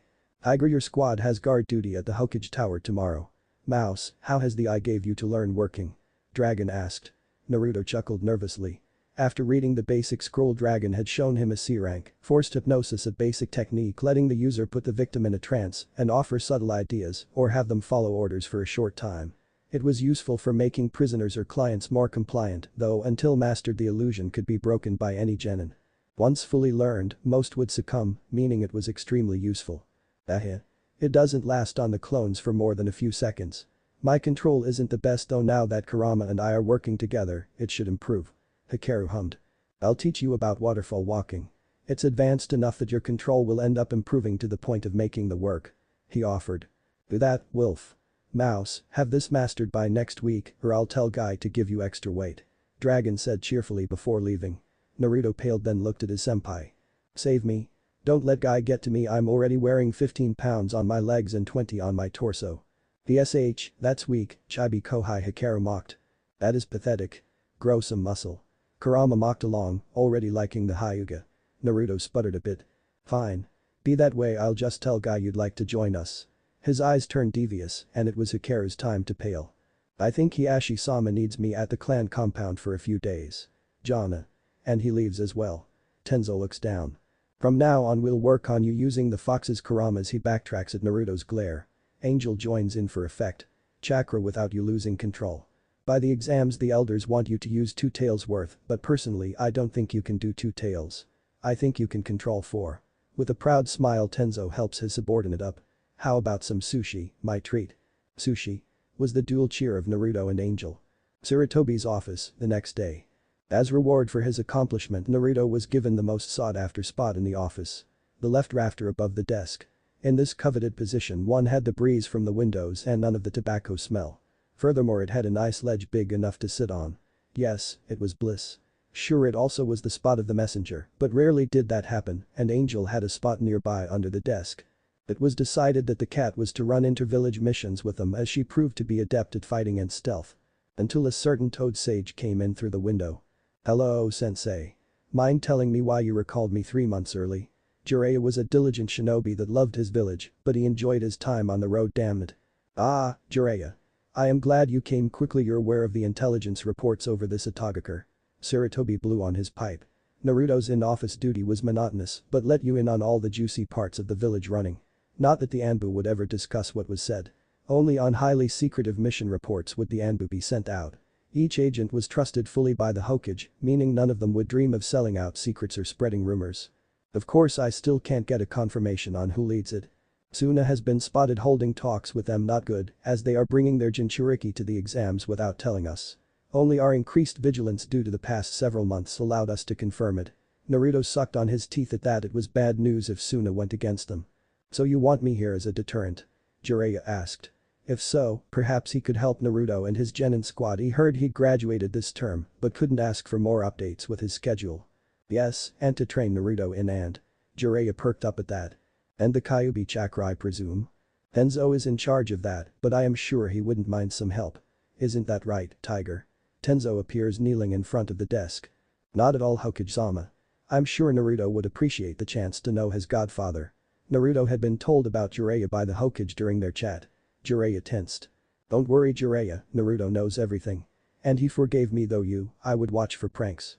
Sarutobi said, somewhat amused now that it wasn't him in the doghouse. He greatly enjoyed his weekly lessons with his surrogate grandson. Oh? The Gaki has his mother's personality then. Maybe I should pass on the way of the. I wouldn't finish that if I were you, Sarutobi warned. Yugao had turned her corner into a frigid wasteland. She wouldn't have anyone, even a Sannin, corrupt her Kohai. I take it that the Anbu are fond of him. I'm glad he was taken care of. Can't wait to meet him and his genin team. Anyway, here's a coded message I managed to snag from a runner on their way to Suna. They have an exact copy. Excellent, I'll have cryptology take a look at it. Mouse. He said absently. Naruto appeared at the Hokage's side and took the scroll with a bow. Please give this to Shiro. Right away, Hokage-sama, Naruto said evenly. He refused to look at his godfather. However, the pervert looked at him. Hold on a second. Mouse, was it? How old are you? Jiraiya saw the blonde hair and short stature. No, it couldn't be. Naruto looked towards his captain, who shook his head no. Without a word, Naruto left through the ceiling's passageway towards cryptology. Jiraiya fixed a hard stare on Sarutobi. Sensei, who was that? Now Jiraiya, you know most Anbu never reveal their identities. Sarutobi chided. He was having fun toying with his student. This will teach him to delay the release of Icha Icha. How the crap was that, Naruto? Because it sure looked like him with the hair and height. Yes, that's him, the Hokage said after a pregnant pause. The office was filled with killing intent. You put my godson, who I was told was behind his peers, in Anbu. Are you insane? Sigh. Sit down and shut up. It's time you hear about the real Naruto. And over the next 30 minutes Jiraiya heard everything. The troubled and lonely early life, his sabotaged schooling, and his life in Anbu. Naruto appears with a scroll from cryptology concerning another case in his hand. Naruto, take off your mask. It's time to meet your godfather, the Hokage ordered. With a sigh, Naruto slid his mask off and onto his belt. It is nice to meet you, Jiraiya-sama. He said tonelessly. Jiraiya gave a weak smile, still reeling about what he heard. Nice to meet you, kid. You look like a mini Kakashi with that mask. All you need now is a Sharingan and you'd be golden. The chuckle he let out was fake and no one laughed. Naruto, please escort Jiraiya to your team's training grounds. You can have a private conversation there. Sarutobi said kindly. With a bow, Naruto put his second face on, becoming Mouse. Please follow me, Jiraiya-sama. And the pair made their way out the office, Angel following soon, leaving a rather worried Team Ro.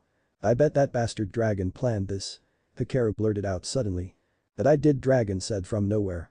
Wilf, we'll have a private session on your next day off. His voice was cheerful, but still the Hyuga paled. Now let's do some spying. He held up the famous orb, giddiness evident. And that's it for episode 1. If you enjoyed the story and want episode 2, let me know in the comments below. Don't forget to like, subscribe, and hit the notification bell for more what if stories. Thanks for watching, and I'll see you in the next video.